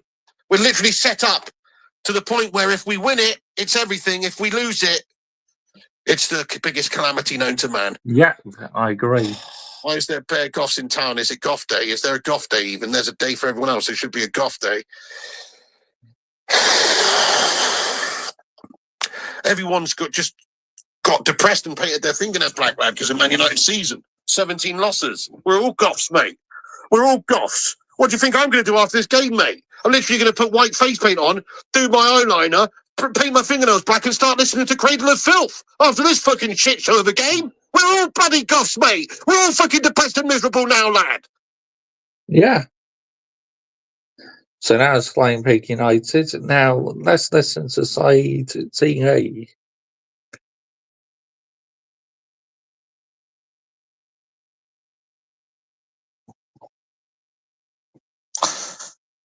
We're back again. I can't lie, guys. I'm worried. I'm worried for Amrin. I'm not here saying sack the manager. I'm not here to sack the manager. I'm not here to do any of that. For me, I look at this beyond the manager, but that's now 17 losses. His win rate is what, 6 draws and 13 losses in the Premier League. It's dark. I think we've got 31 losses in the last 2 seasons. We've lost to West Ham today, who have been worse than us. I mean, these stats are just sickening, absolutely sickening at the highest level. Apparently. It's dark, guys, and I'm not going to lie to you, man. I don't know if Amrin survives this, even if he wins the Europa League. I really don't, man.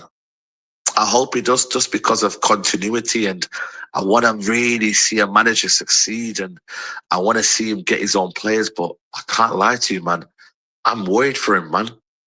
This can't continue. The amount of losses that we are seeing right now, people, it cannot continue. It's becoming normal. We have normalized losing. We have normalized defeats. Imagine this at Real Madrid. Imagine this at Barcelona. Imagine this at AC Milan. There'd be riots. Why are there no riots? Why has it become normal? The Europa League has been a distraction. But I'm sorry, man. You cannot forget what's happened this season. This is scary, man. I predicted United to win today because I just thought we'd be better than West Ham. But West Ham today, who could have beat Southampton, who could have beat a lot of teams this season, we've lost to them. That's another team that's done double over us as well. I mean, first time in 18 years. I mean, what are we doing here, people? Ah, my days, man. Where do I start, man? How do I, begin to just break this down?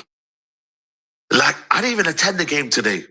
I actually said I'm watching El Clasico. And to be honest with you, I'm glad. I watched a sensational game. A manager who I wanted at first in Hansi Flick. And a game that ended 4-3. Brilliant game. But I could have missed it. Because I went to watch Man United lose again. It's dark, man. I don't want us to keep losing. I don't think it's good. And I think a lot of United fans have been saying, but as long as we win the Europa League. No, win your games. We can't normalize. We can't dictate to how people should feel after a loss. Oh, but you're whinging. Shut up, man. Seriously. People that dictate you and say to you, oh, but you should feel this type of way and this, like, bro, speak for yourself, bro. Don't. I mean, nobody can tell us fans how to support our own football club, and that is facts, people. You know, it's all about opinion at the end of the day. Speak for me. I say what I want to say. I will feel how I want to feel. You don't have to come to. But like I said, on this channel, I'm completely unfiltered. You know, nobody influences me to say what I say whatsoever. You know, because what I say, it literally comes from the heart to people. Extremes to have accountability. The accountability needs to be there. I'm sorry. We don't need to be out to have accountability on these managers, on this group of players, on this board. People are forgetting who Ineos are. They're on fraud watch. People need to pay attention to Ineos and what they're doing and stop focusing on the manager. Focus on Ineos. They brought this manager in after sacking Ten Hag early. They got a manager who likes to play a different philosophy. They didn't back him enough in January. And yet they have the audacity to sack another manager. To get who? What's their plan? Do you not know what their plan is? They might get Southgate. They might get Xavi. We don't know what their philosophy is.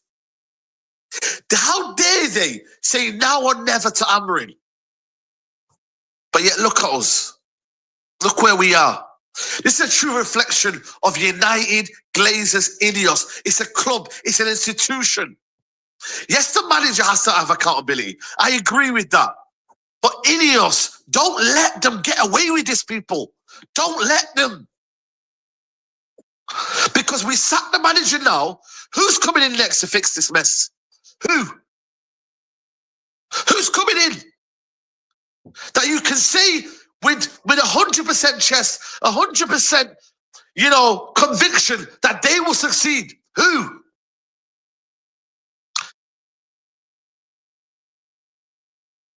I'm emotionally disconnected with the whole in and out, bro. I'm telling you now, people, yeah? Cool. I want the manager to succeed. And he's a good guy, man. He gets it. He understands what's going on.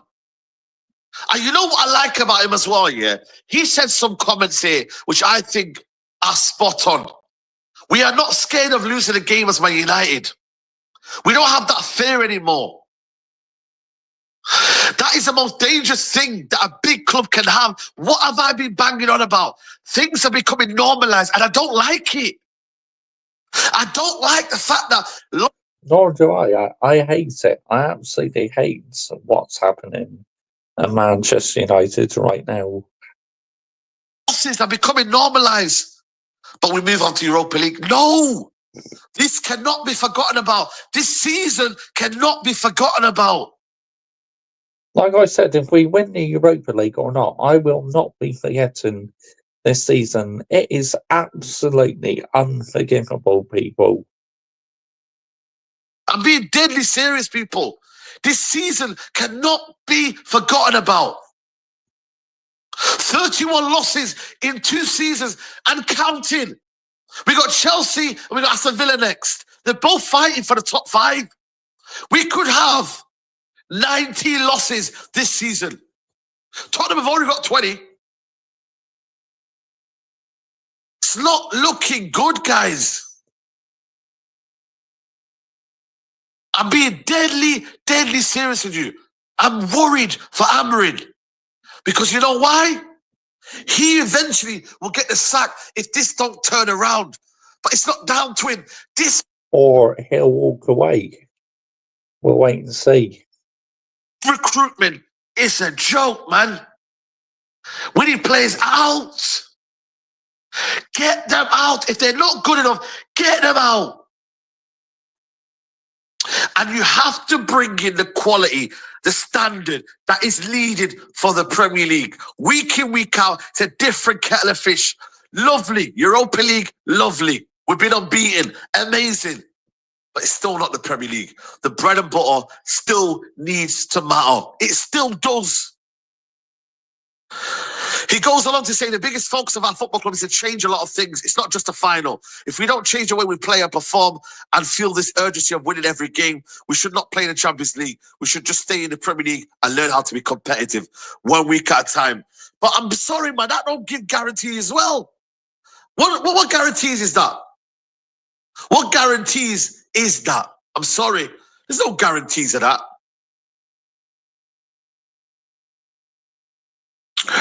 Today was just too easy again. Amas, young kid, naive, knees alone. The defending today are shocking. Up front is poor.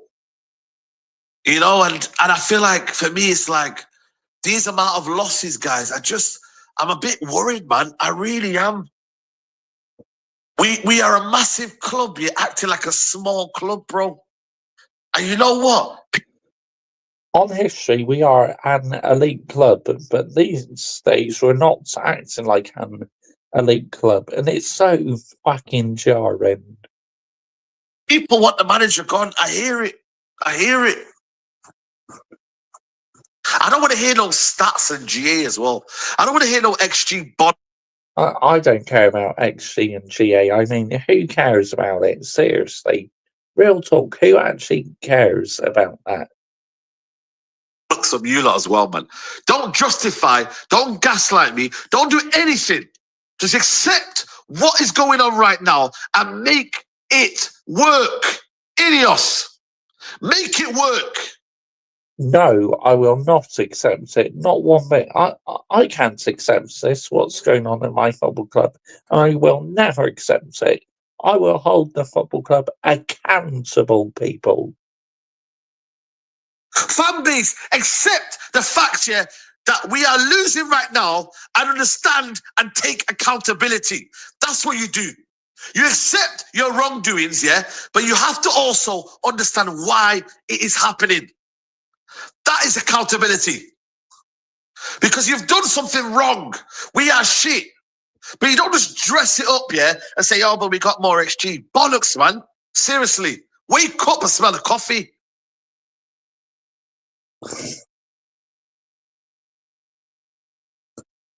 Yeah, people can say, you know what, you shouldn't be going mad.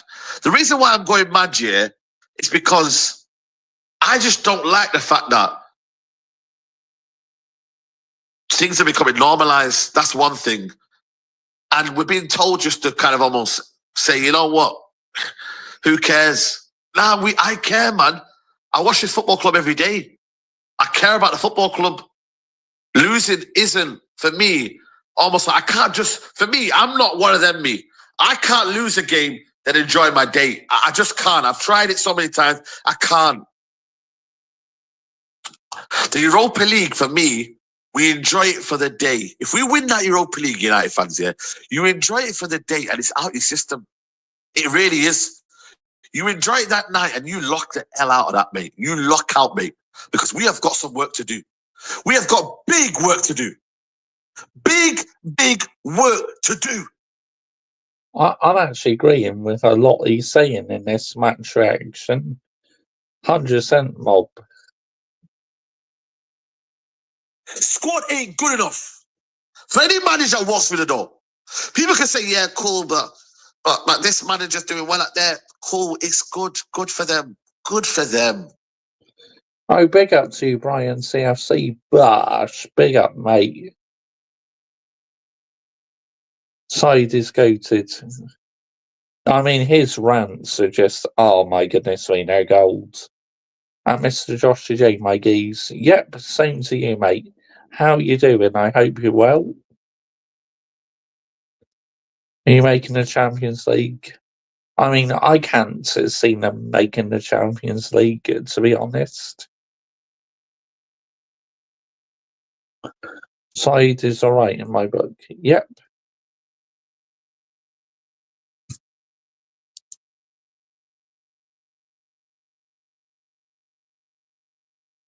United's a different kettle of fish, and you know that. You know United's a different kettle of fish. When you got players that managers have been mismanaging for so long. Managers have been playing players because they're so cold. Yeah, facts. They're whatever who they are. You know what I mean? They've got big names, so they're going to play. That's why they're playing. 7 wins without a win, you know. 7 games without a win. I can't believe it. And I think a lot of people are saying, you know what? Regardless of a loss, you still got to go. That's what people are saying, you know, man. And I think he can be right. You know, if the manager was to leave, he was to get sacked after the final. I couldn't say no. I couldn't say whatever. Like, it is what it is. But I think for me, the bigger issues are the group, man. These guys at the top, man. I don't trust them, man. I really don't trust them, guys. I don't trust them, man. I don't trust Ineos. And you lot, should we trust them? Who have we improved? Who's got better?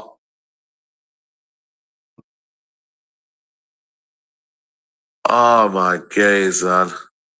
Ruben Amorim has only got 1 win against a non-relegated team, you know. A lot of our wins have come against relegation teams.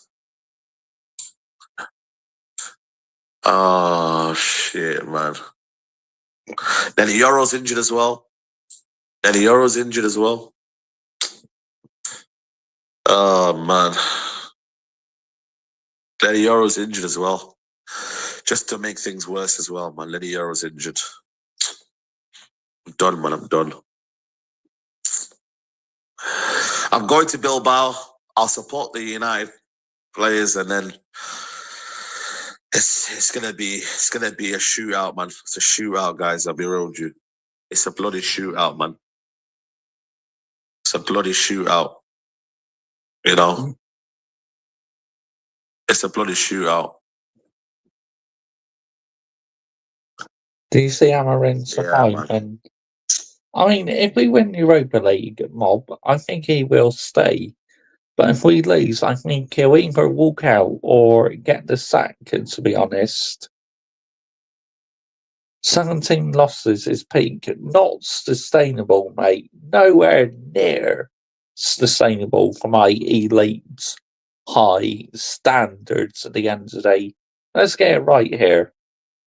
Just embarrassing, mate. Right outside, so who should we listen to next? I tell you who I'm going to listen to. I've not listened to him for a little while. Andy Tate. Let's go, people. He did a match reaction today. Welcome to Stretford Paddock. Yeah, it is Andy Tate with us digesting Man United 0, West Ham United 2. I'm Joe sitting in for Joe Smith today. If you were to hear the last 20 minutes of Andy Tate being sat next to me, it was gold dust. So strap yourselves in for this review. Andy, what was that? Old Trafford, sun shining, gorgeous day. United players letting everyone down again. Deep breath. No, don't let Deep breath. deep breath. I'm Go proceeding. for it. You know what? There's a song, isn't there? We can be heroes. David Bowie. Yeah, just for one day, and that's what they are. Just for one day, and you're back to the bread and butter of inconsistency and incompetence, and it's like a party. I'm only here because I'm related. You're at a party. I don't want to be here.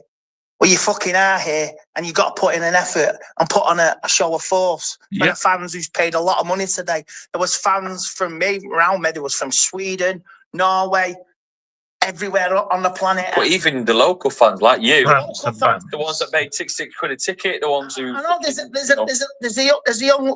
a dad there with his young kid, and that's his first experience of Old Trafford, and he's got to see that.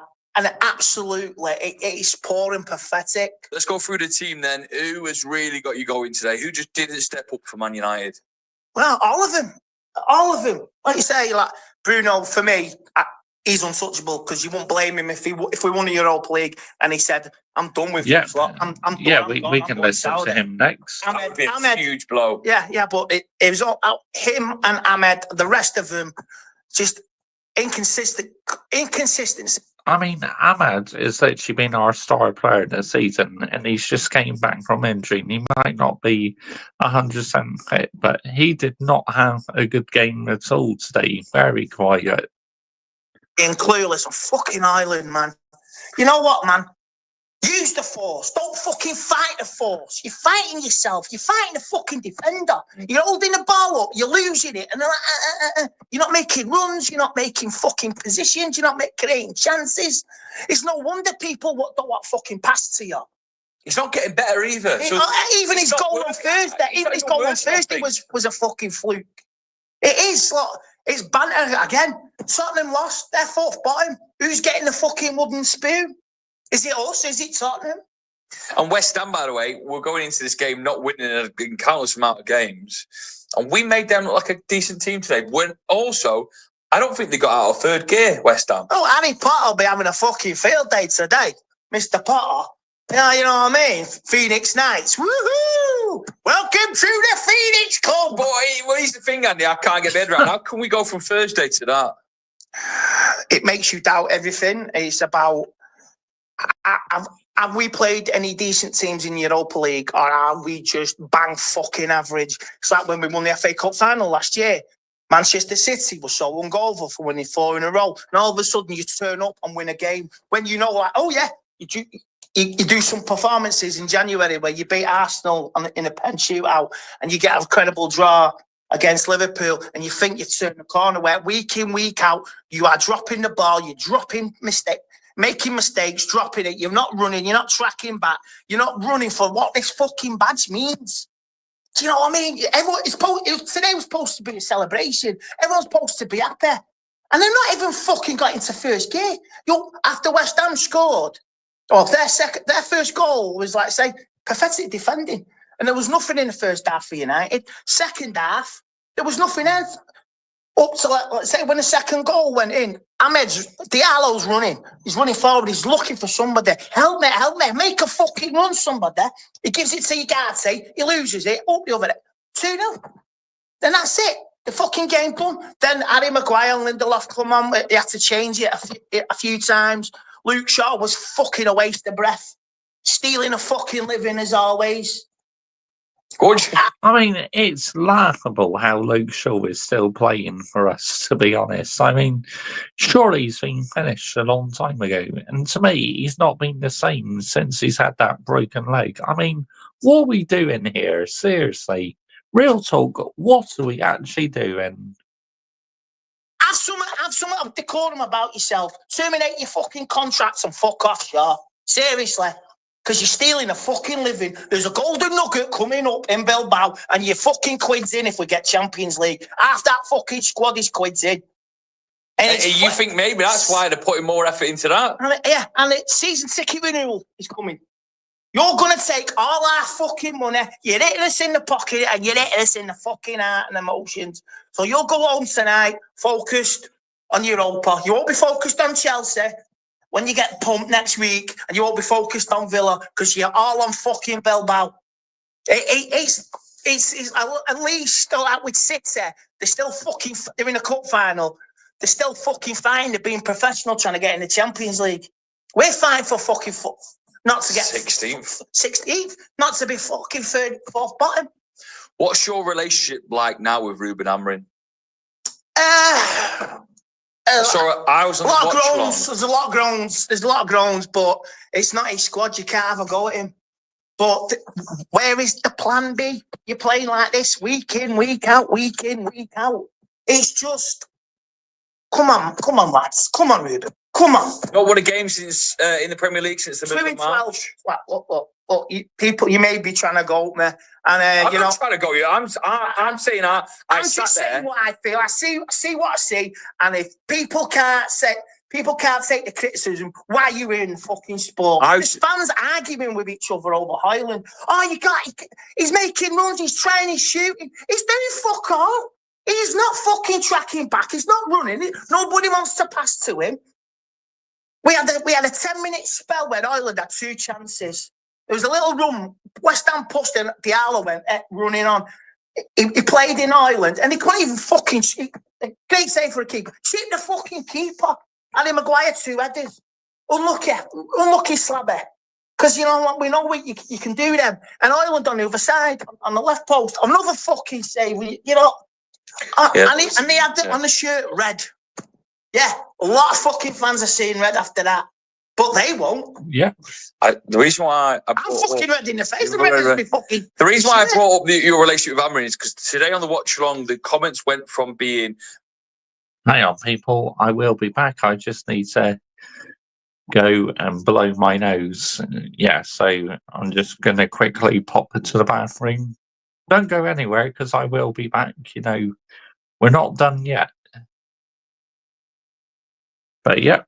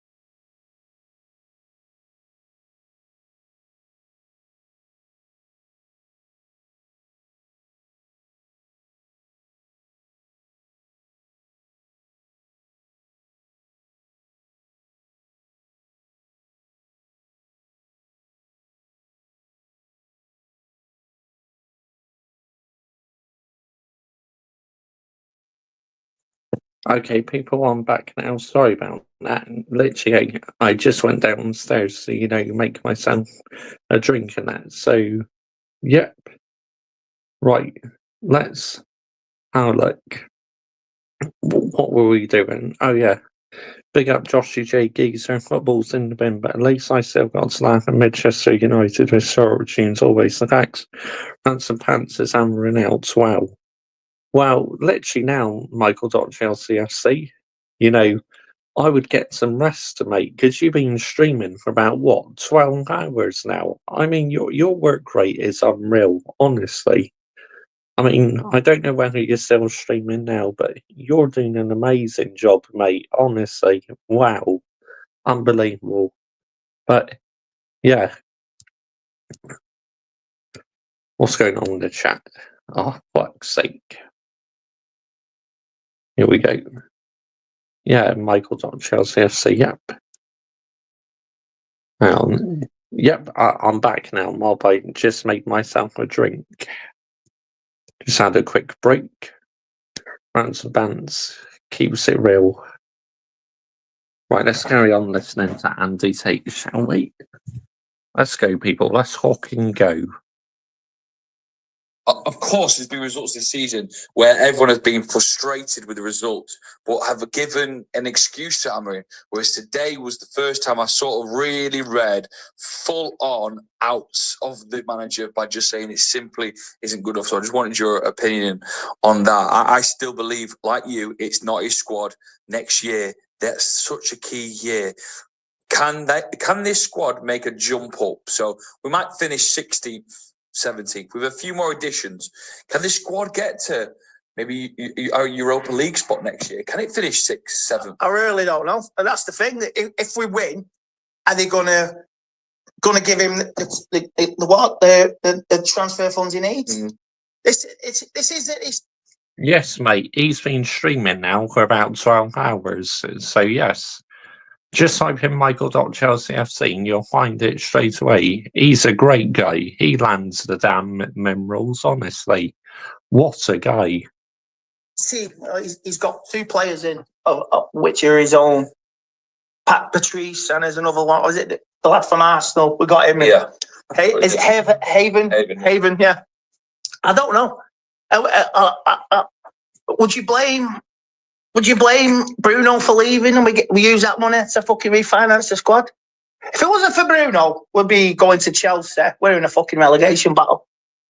Because it's just so, look, everybody below us. Well, we should have been in a relegation battle. It's as simple as that. Well, if it wasn't for the other everybody below us is absolutely pathetic. So we have got 3 games left of the season. 2 Premier League games, 1 Europa League in the sort of a sandwich. The Europa League's in the middle. It kind of looked like, and at the time of recording, still don't know that Lenny Yoro picked up a little bit of a knock. Yeah, he looks in serious discomfort. The poor lad, he looks in pain, and you can tell from where he's standing. So, with that caution, would you look at Chelsea and would you rest certain players, or would you still try and keep them fit? No, you got to, like say, play some more youngsters because, like I say, these players. He'll appreciate that. Cheers, mate. All eyes are on fucking Bilbao. The mind is in Bilbao. The physical body is here, but your minds are fucking elsewhere. And I'm being honest now. It's like when we got beat by Crystal Palace. Yeah. And he had to change it and things. And we finished the season on the run, didn't we? Yeah. We beat Sheffield United. We drew. We beat Newcastle. Brighton. We won the last 3 and won the FA Cup final. Well, you better fucking do this. You better do it this way. You better fucking put some effort in and chance to win some fucking games. I know. If you go into a final with a losing mentality, you will get fuck all. And you will be remembered for doing fuck all. So, I completely agree. There's 2 possibilities. Winning the Europa League. Amorim's played it down, it might save our season, but financially it will, and playing Champions League football it will, and being able to go to plays in the summer. Listen, we've got Champions League football, come and join us. It's bittersweet because those lads don't look like they're up for it on our weekly basis, but... Don't take the piss out of the fans. If your mind's on the beach, or if your mind's on going to another club, yeah, just don't fucking play for the badge. Don't play for United. I get it. Everyone's angry. Everyone's upset when really pissed off with one another. They won't even come over to the corner for the foot. They're just like that. They won't come over just like that from a distance. Yeah, it's safe at a distance because you're not getting fucking criticised. The players take the fucking loyalty, the fans' loyalty. That's upsetting. That they didn't do that. Look, it is upsetting. Look, it'll all fade away, and within an hour, couple of hours, everyone's focused again.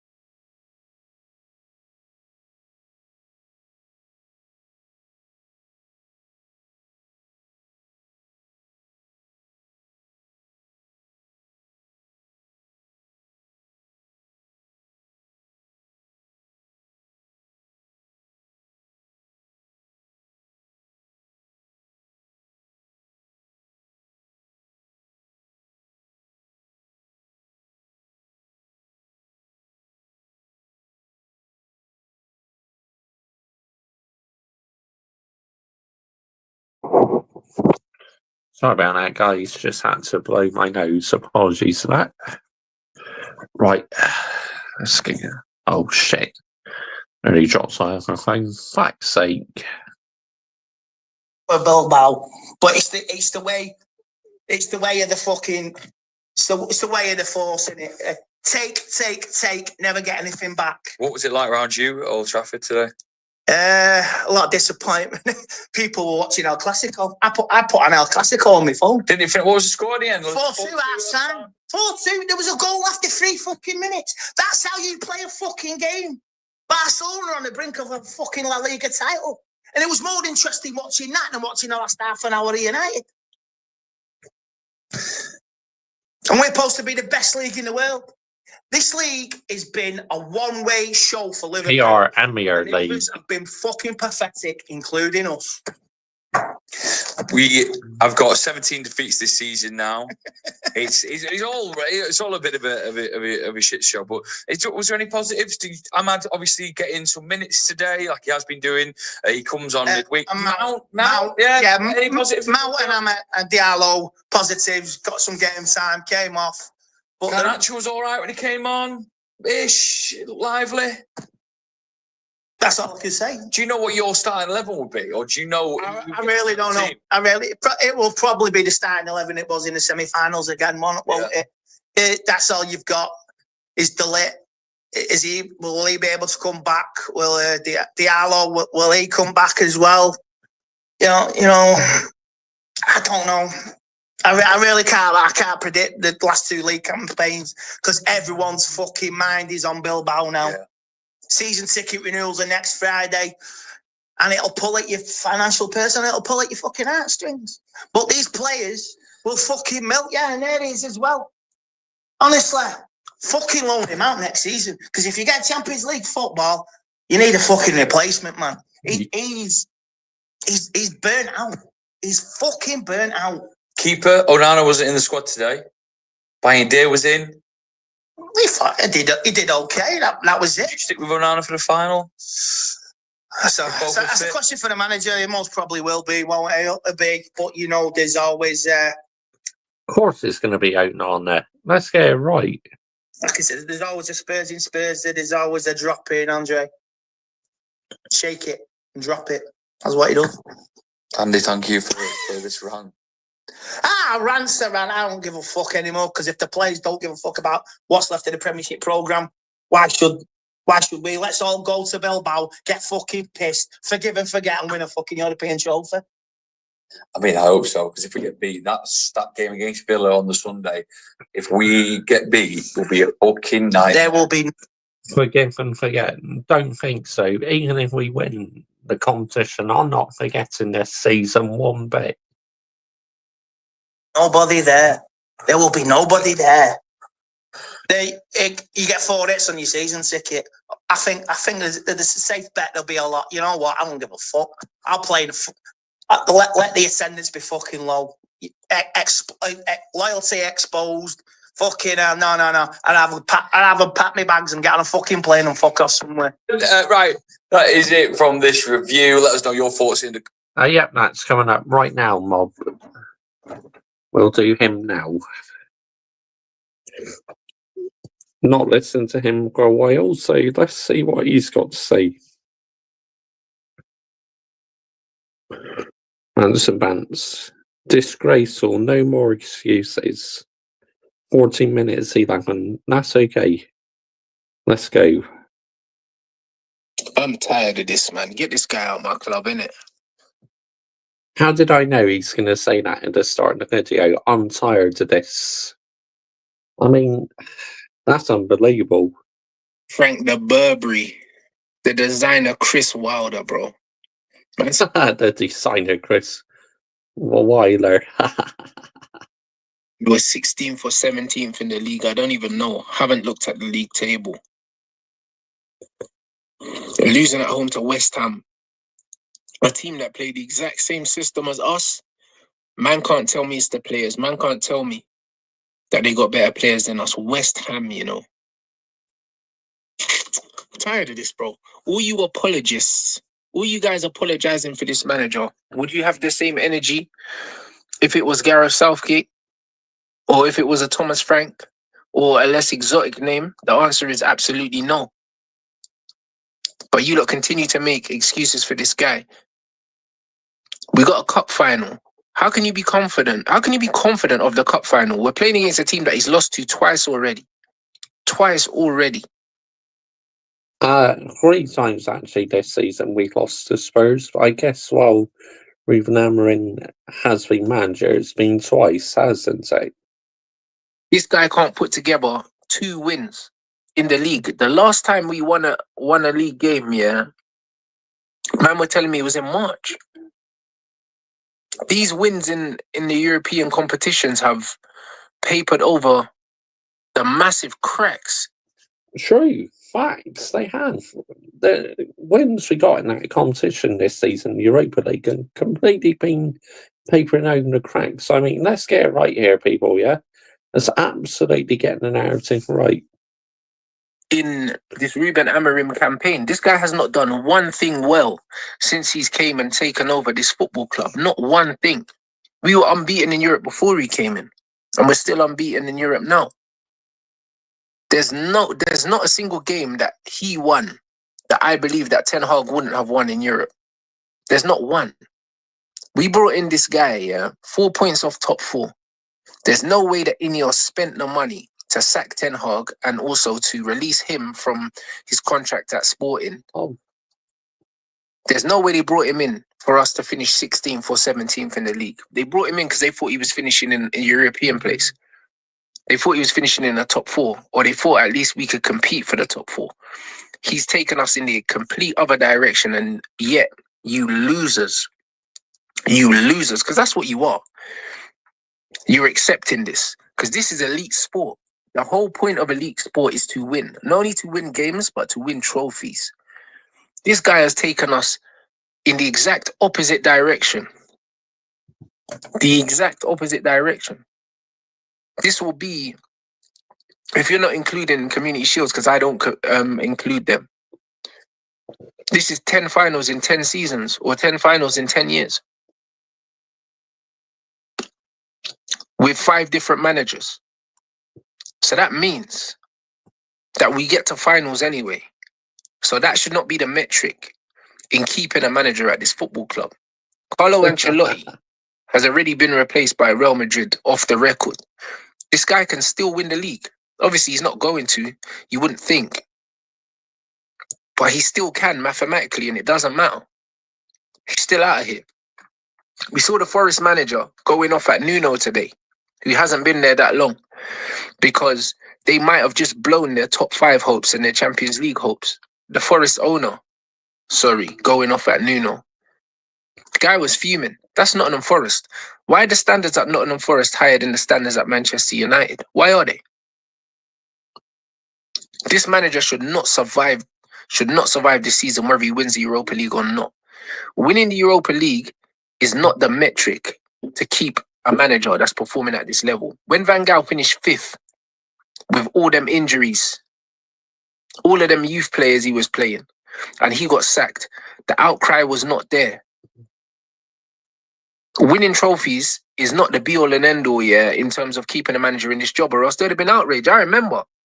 You lot thought that we were getting a better manager in Jose Mourinho, so there was no outcry. There was no, oh my days, he won us a trophy, he deserves more time. There was none of that. Do you know what I'm saying? Maybe because you didn't fancy LVG. Because a lot of you, man, definitely, there's some homoerotic shit going on with Ruben Amorim, bro. There is. There has to be. Because why else would you be making excuses for this guy? Why else? Please tell me. Because the protection that he's getting makes absolutely no sense. It's illogical. Just like being confident of beating Spurs in the final is illogical. The only reason why I believe that we beat Tottenham in the final is just because of what we keep doing as a football club. We just keep turning up in these moments and somehow creating these fairy tales.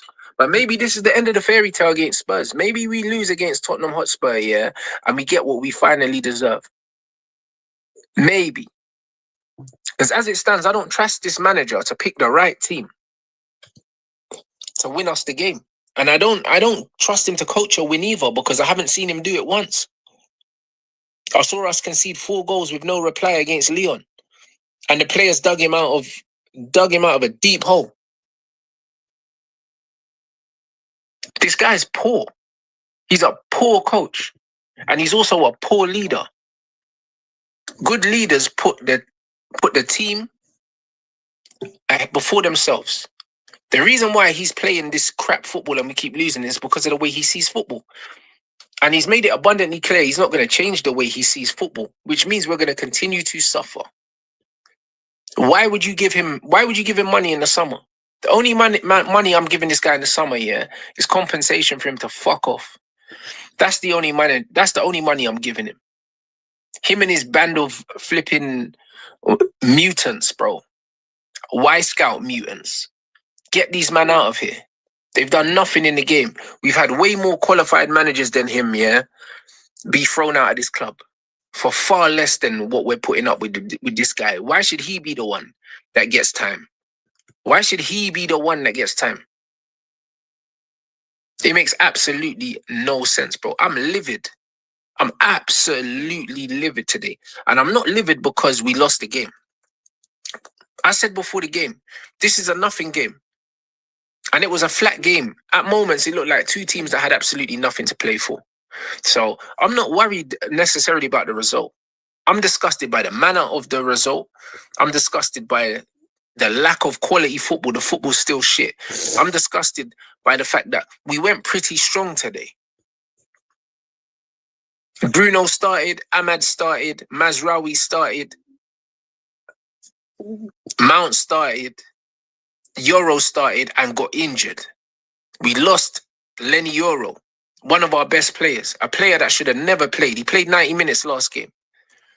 Mazraoui shouldn't have started either. The manager was saying, Mazraoui's getting burnt out and he's playing too many minutes. Why did Maz play today? Why? He could have easily played Shaw, Maguire and Lindelof. Easily. Yeah, Easily could have done that. I agree. It's like Mascherari should be saved for the final, because we need him for the final, Preserve his energy. Don't risk burning him out. Man rested Patrick Dorgu. Like, respectfully, Dorgu's not as important to this team. as Lenny Euro is. And we lost the game before. Starting De Ligt after being out for months, starting him. And then he comes back and he gets injured. And even though the injury is probably not serious enough to keep him out the final, I would have rather had De Ligt available. You shouldn't have never started De Ligt. This guy keeps making fundamental errors. And people still want to protect him. There were loads of individual performances that weren't good today. But how often are we talking about individual performances in this system? Collectively, this Manchester United team are not playing well in this Ruben Amorim system. We get away with the lack of... No, we get away with the lack of Yeah, I agree with you, Adam. 100%, mate. physicality, in Europe because it's a slower pace. But in the Premier League, we get punished and we're playing the final against a Premier League team. So you would think that the game is going to be closer to a Premier League team, Premier League game, Premier League fixture to a European fixture. And if that's the case, we're fucked. We're fucked. I don't see how we beat Spurs playing like this. I don't see it. No players are looking good in this system. Mazraoui at centre-back, yeah, you see his qualities anyway. But he's not a centre-back. He's a right-back, playing centre-back. And being accommodated, yeah, in this shit system, bro. Kobe Mino today, not great. But again, who looks great in this system? Bruno was awful today. You only hear Bruno fans come out when he's got a goal or an assist. But another poor performance from him. Yeah, he was not good today at all. I gotta say, the last two games, he's been quite by an average, really. The captain, Bruno Fernandes. It was poor last game as well. People were saying, oh, it was the fatigue. I don't think it's fatigue. I don't think it's fatigue. It's just what he does. Rasmus Højlund, trash. Mason Mount, trash. Mason Mount scored a couple goals last game, and people were like, oh yeah, Mason Mount has arrived. Mason Mount is rubbish, bro. Do you know what I mean? He'll give you the odd game where he can contribute because he's all cardio and hard work and that, but Mason Mount's not the level, bro. He's a squad player at best at Man United. Should probably be on half the money, and he shouldn't be wearing Eric Cantona's shirt. He shouldn't be wearing that. Lenny Euro was quality, but he's injured now. Does he make the final? I hope so. Doesn't really look like it. He looked like he was borderline, like in tears when he was going off. Like he was emotional, bro. That kind of gives me the feeling that he doesn't think he's going to make the final. The final's only in 10 days. We started Ahmad. Ahmad is so crucial for us. I didn't really want to see him play more than about 30 minutes. Didn't really want to see it. Today was just an absolute disgrace, bro. An absolute disgrace. People are going to continue to protect this manager, but I'm at the point where it's like, legit, yeah, if we don't win against Spurs, yeah, Ineos have to sack him. They should sack him anyway.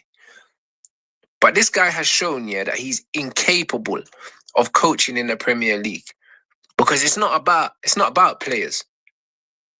It's not about that now.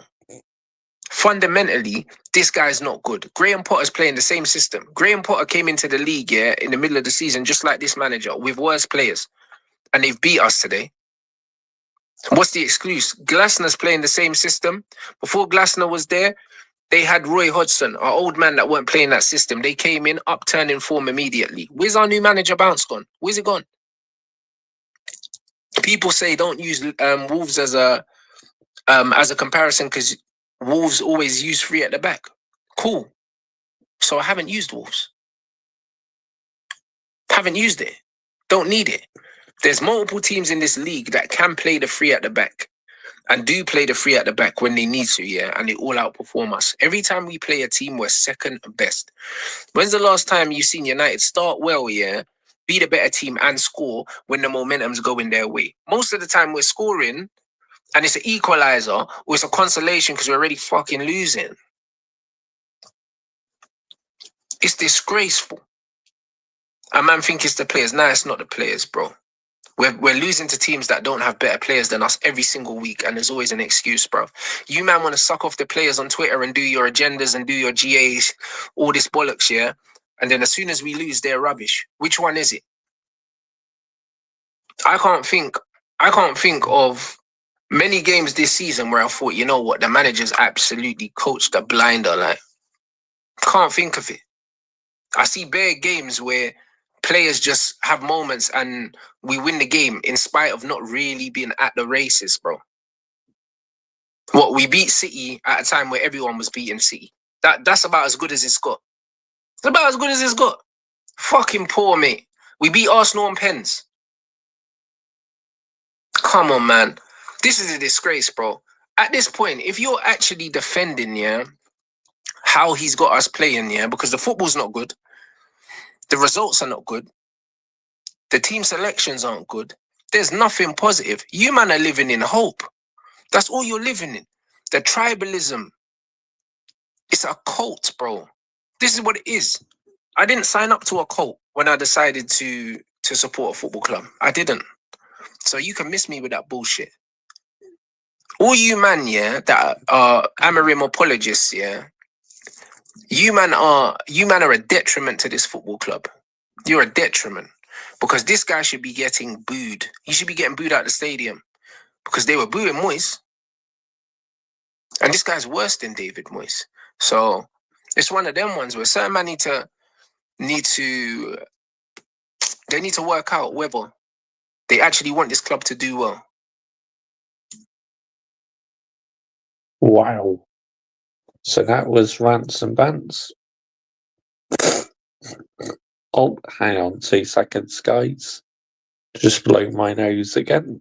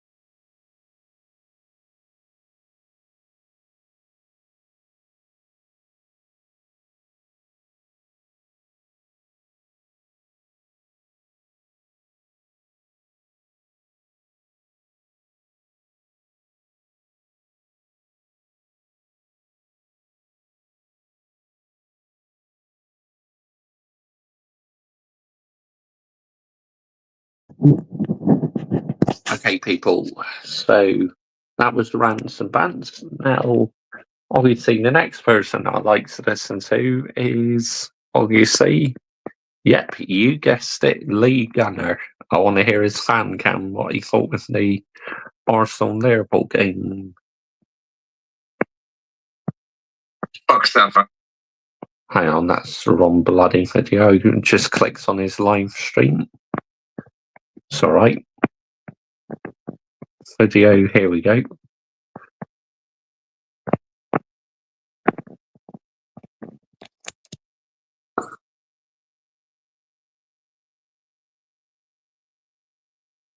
Exactly right, mate.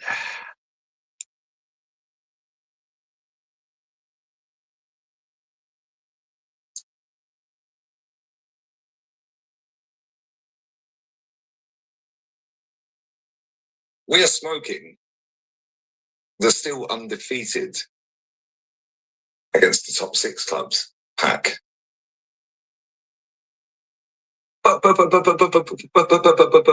hard-fought draw with 10 men. Haven't lost to a top 6 club in the Premier League for about 2.5 years. What a trophy, lads. What a trophy. Don't worry about anyone else. It's all about Super Duper Mix, Super Duper Arsenal. But they still haven't won anything for 5 or 6 years, have they? I mean, let's get it right. You can't see what he's doing, mate. You can F off down the lane. And guess what? In about 3 days' time, that marks the 1 year anniversary of this fan base en masse. Not all of them. En masse. Oh, what a dark day that was for football. You know, North London again, where literally Arsenal fans were supporting Tottenham. I mean, what are we doing here? Is that how bad English football's got? Seriously. Effing off down the lane. When they played Manchester City and Sonny missed and they all cried. Our manager again disrespecting a female reporter after the game. Our manager sitting in the pre-match press conference waffling about XG. Yeah, how about expected piss-offs, mate? How about that? Oh, first opportunity to drop Declan Rice because he's injured.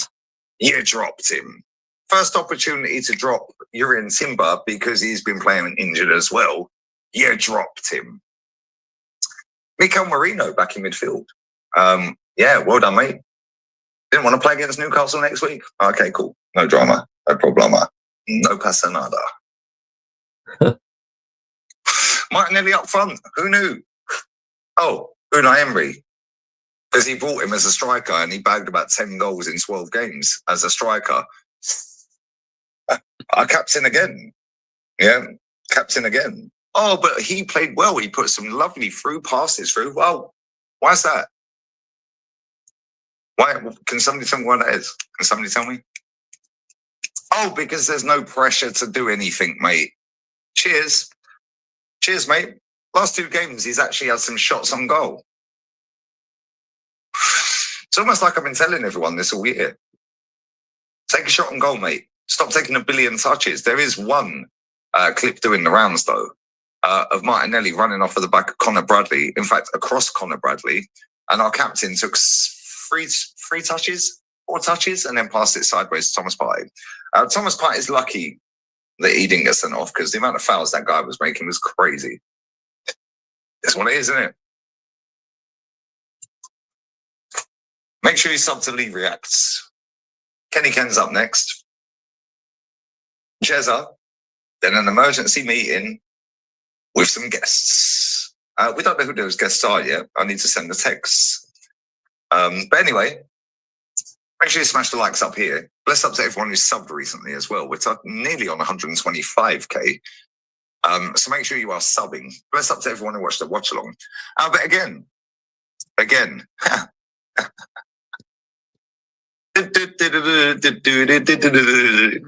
welcome to the Mickey Mouse Clubhouse. That's what we were watching. That perfectly encapsulates everything that we have seen this season with this football club. We have been winging it. We are Catfish FC. Catfish FC. Catfish FC. Looks good from afar, but it's far from good. Looks good from far, but it's far from good. Do you know how profound them words are?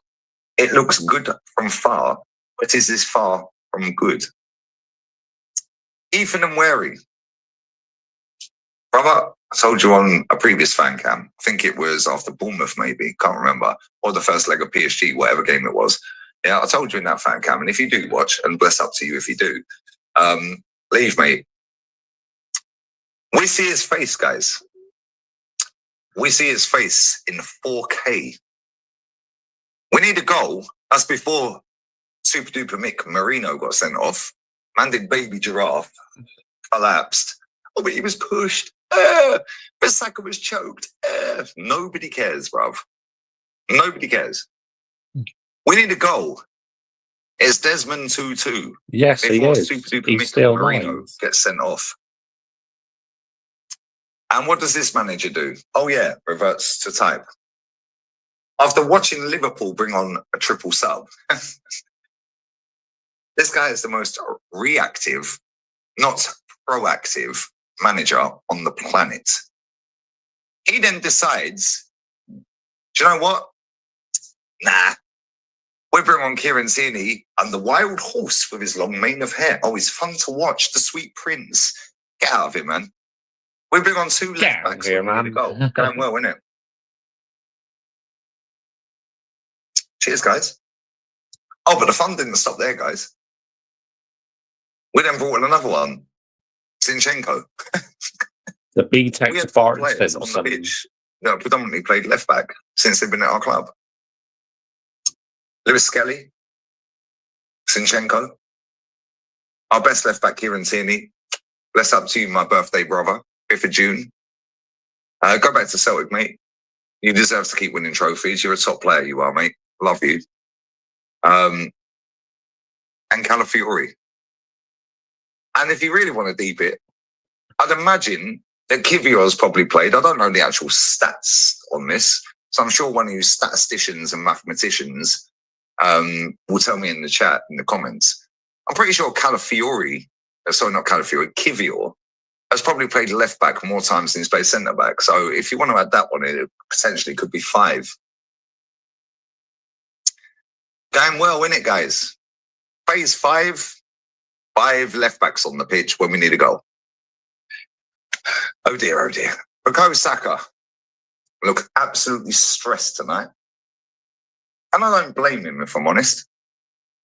He's not fit for purpose. He was playing on adrenaline. I told you lot this, but you lot were cussing me out. Oh, Lee, you're so negative. Oh, you're so toxic. Oh, you just want Arsenal to lose. No, I actually rather they win me. I'm going bald. It was 21 years ago we last won a league title. That was half my lifetime ago. I'm 43 next month. Do you know how mad that is? How actually crazy that is. But don't worry, guys. Doesn't matter that Spurs have got to a final and I'm jealous. Doesn't matter Man U got to a final and I'm jealous. Chelsea final, I'm jealous. Palace final, I'm jealous. Man City final, I'm jealous. Liverpool won the league and got to a final, I'm jealous. That doesn't matter. Doesn't matter. Newcastle, if they beat us, go above us, and we ain't, well, they can do a 4p over us. What phase is he in, by the way? He's had the job 2.5 years less. He's 3 points behind us. And he's won a trophy. Yep. But his name's not Eddie Aldinho, so nobody rates him. He's not the best looking Englishman we load. So, no, we have to keep this gimmick going. The interview after the game, wow. I don't know what his manager's problem is with women reporters. Because the way he speaks to women reporters is disgusting. No eye contact unless he death stares them. Well, this is the 6th time, 6 times that we've gone down to 10 men. Half of my first team are out injured. But I don't want to make excuses, guys. So why'd you mention it then? Nobody cares, mate. Win. Well, there's the door. Use it. Bad man Berta, please get rid of this guy. Get rid of him.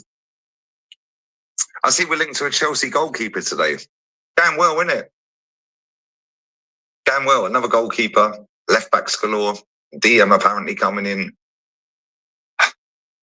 Life's good at the us now. We are the fakest big club in the Premier League.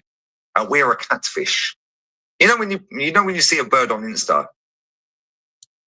or a geezer, or a bird that identifies as a geezer, or vice versa, or a non-binary. We're inclusive around here, mate. That's how we roll, guys. 2025.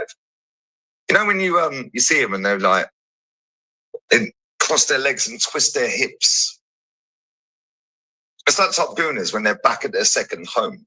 No, you're not a workmate unless you work at the Emirates.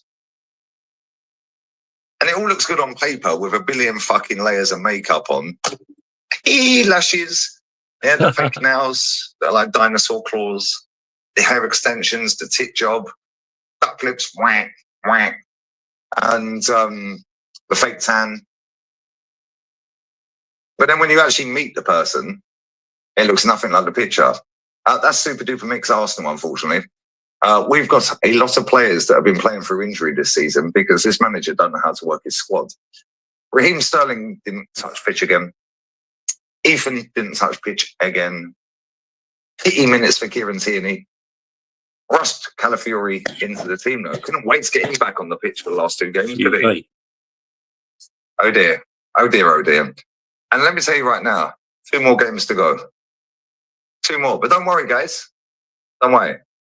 Next weekend is get your new merch day because they'll be walking out in a new kit and everyone will be queuing up around the block to go and get their new merch. Round and around and around and around we go, wasting everybody's time. We're a catfish. It looks good from far, but it's far from good. I don't think people realise that Bukayo Saka's adrenaline's finished. It's done. He don't look the same player before the injury. Why? Because he's still bloody injured. He's still injured, mate.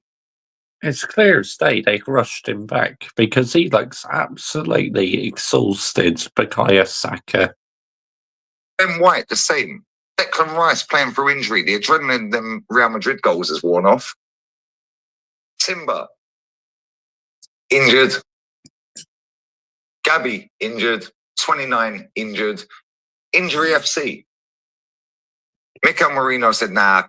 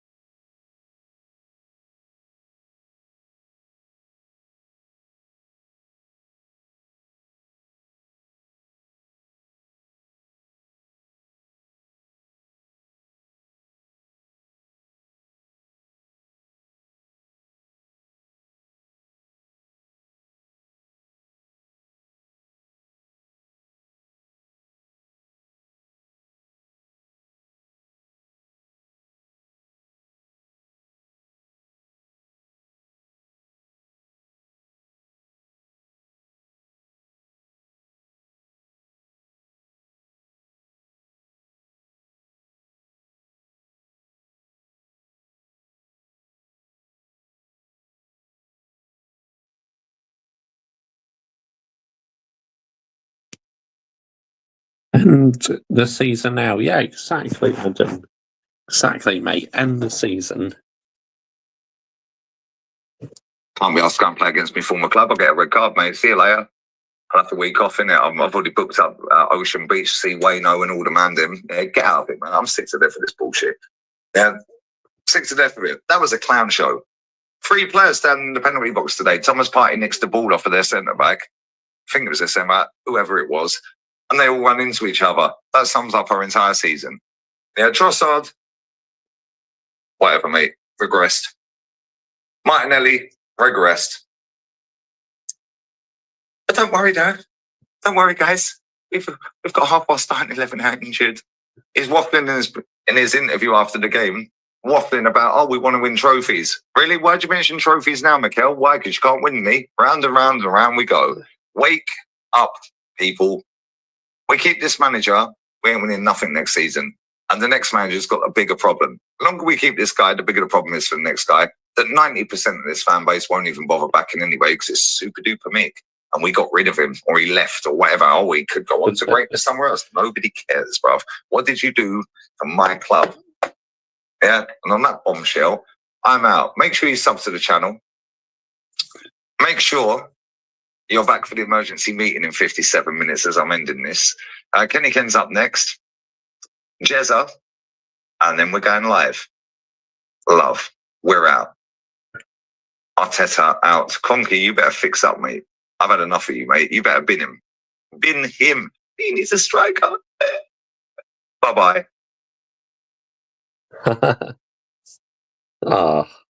Lee Gunner. What a guy. What a guy.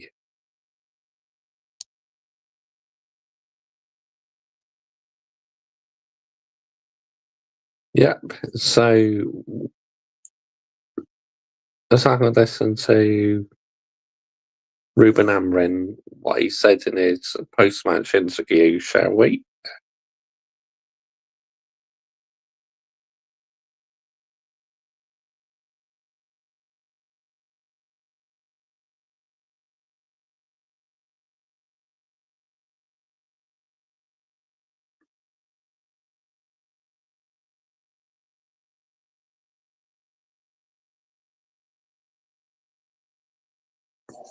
Here we go.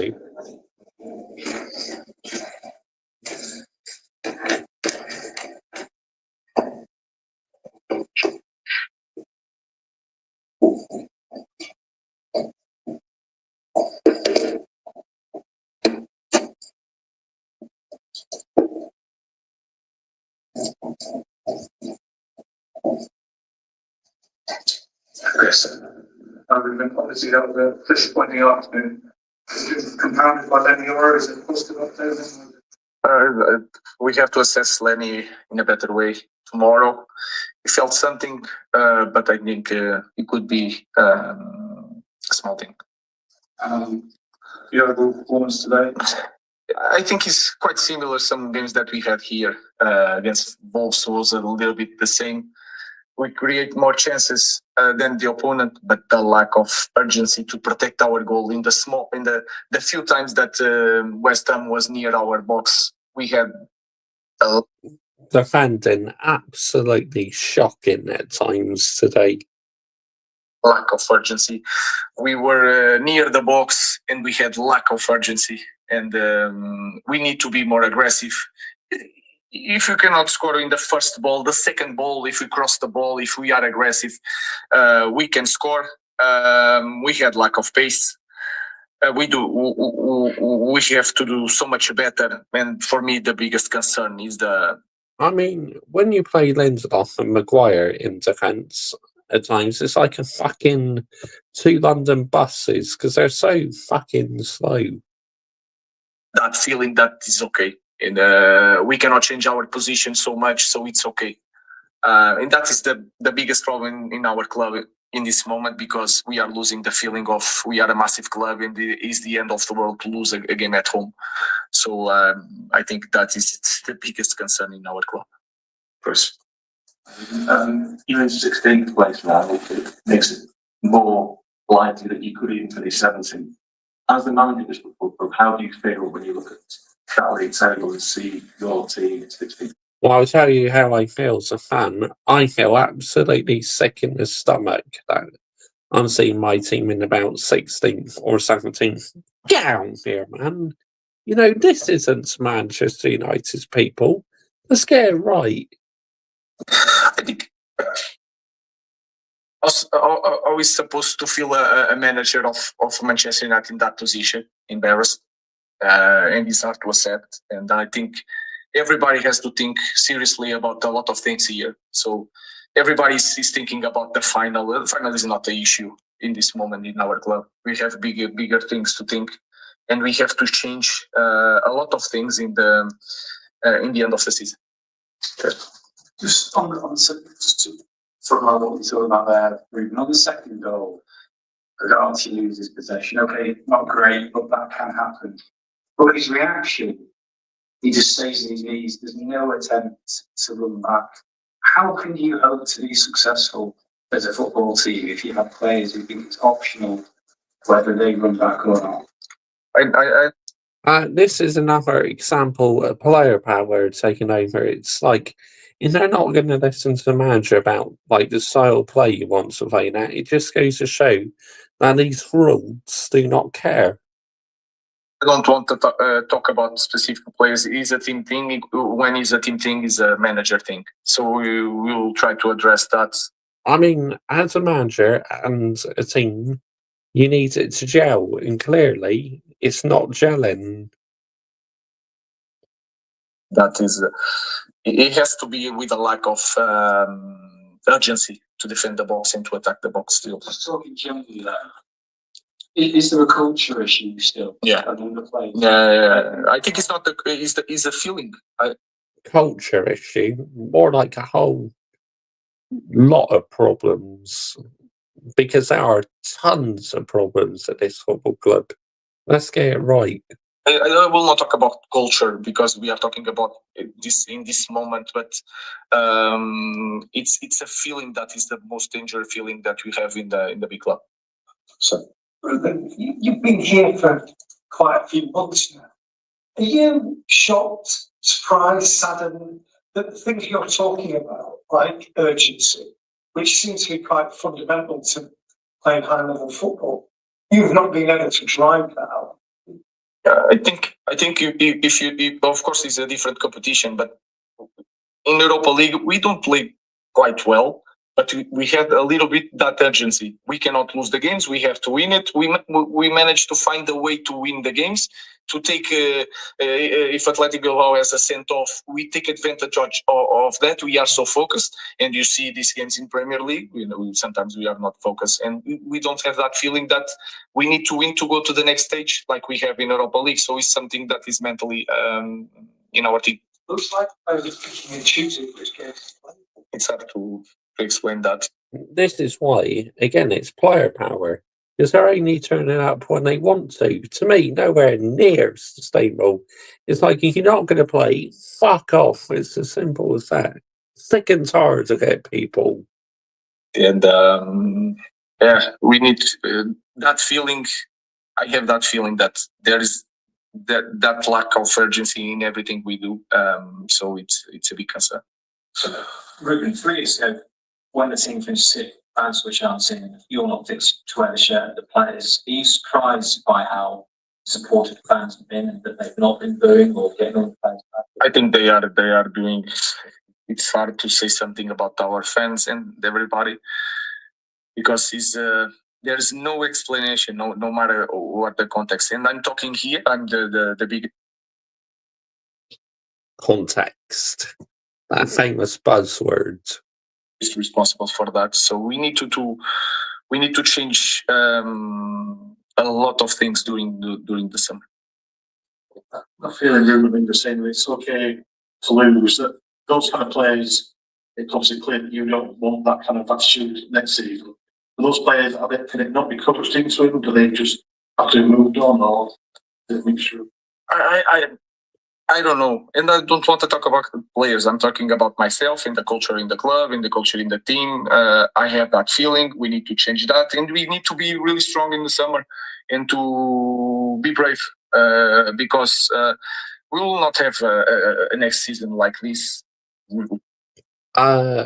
If a lot of these players stay, then unfortunately we could have another season like it. I mean, I don't want it to. Because this has been absolutely horrendous. If we start like this, or if the feeling is still here, we should give the space to different persons. Last one. So basically, he's saying that if we start next season off similar, he's going to walk away. I mean, if we don't win the Europa League, I think he'll walk after the Europa League final. I really do. Then who the fucking heck are we going to bring in? Brent, you said that you got the impression of some players were looking at the Athletic Bilbao semi-final. Should be focused on France, but do you get that sense that today that they were already looking ahead? That's Thursday, and if that's the case, are some players risking their place in that Europa League final? To be honest with you, I'm not concerned about the final. It's by far the smallest problem in our club. We need to change something that is deeper than this. And if we are showing that in the end of this season that we are not playing Premier League and Champions League for us is the moon. So we need to know that. And so I'm not concerned about the final. It will be focused, and I don't know what is best if he's playing Champions League or not. So let's think about Chelsea to improve a lot of things. You've got obviously a big game on Friday night in between that final. How do you keep them? Obviously, you're all talking like Man, desperate to win that game, but maybe the players aren't. No, we are going to be prepared for Chelsea, and we have time to train and we have time to prepare. Thank you very much. Oh, wow. Quite full on that post-match interview. I'm not going to lie, people. I'm not going to lie. Right, so let's have a look, shall we? Let's say big ups to my community, as this is the end of tonight's stream, people. I hope you enjoyed that as much as I have. I've been going for nearly 3 hours now, so yeah. Just want to say big up to Dynamite Sporting, big up to Adam Dar, big up to Hayden Cox, big up to Denley 15,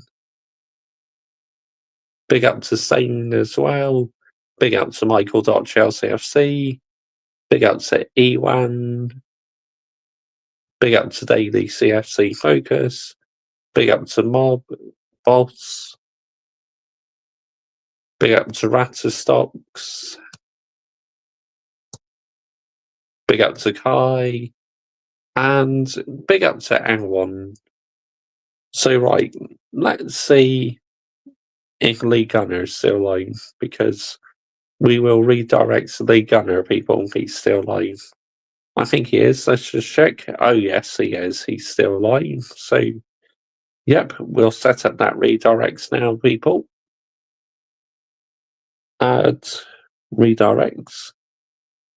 Lee Gunner. There we go. So make sure when you head over to his YouTube channel, you put in his live chat, Mr. Joshy J Raid, and yep. Thank you all so much for watching. This has been a fun show. It really has, you know. I've enjoyed it. Landing the minerals. So right, don't forget Mr. Joshy J Raid.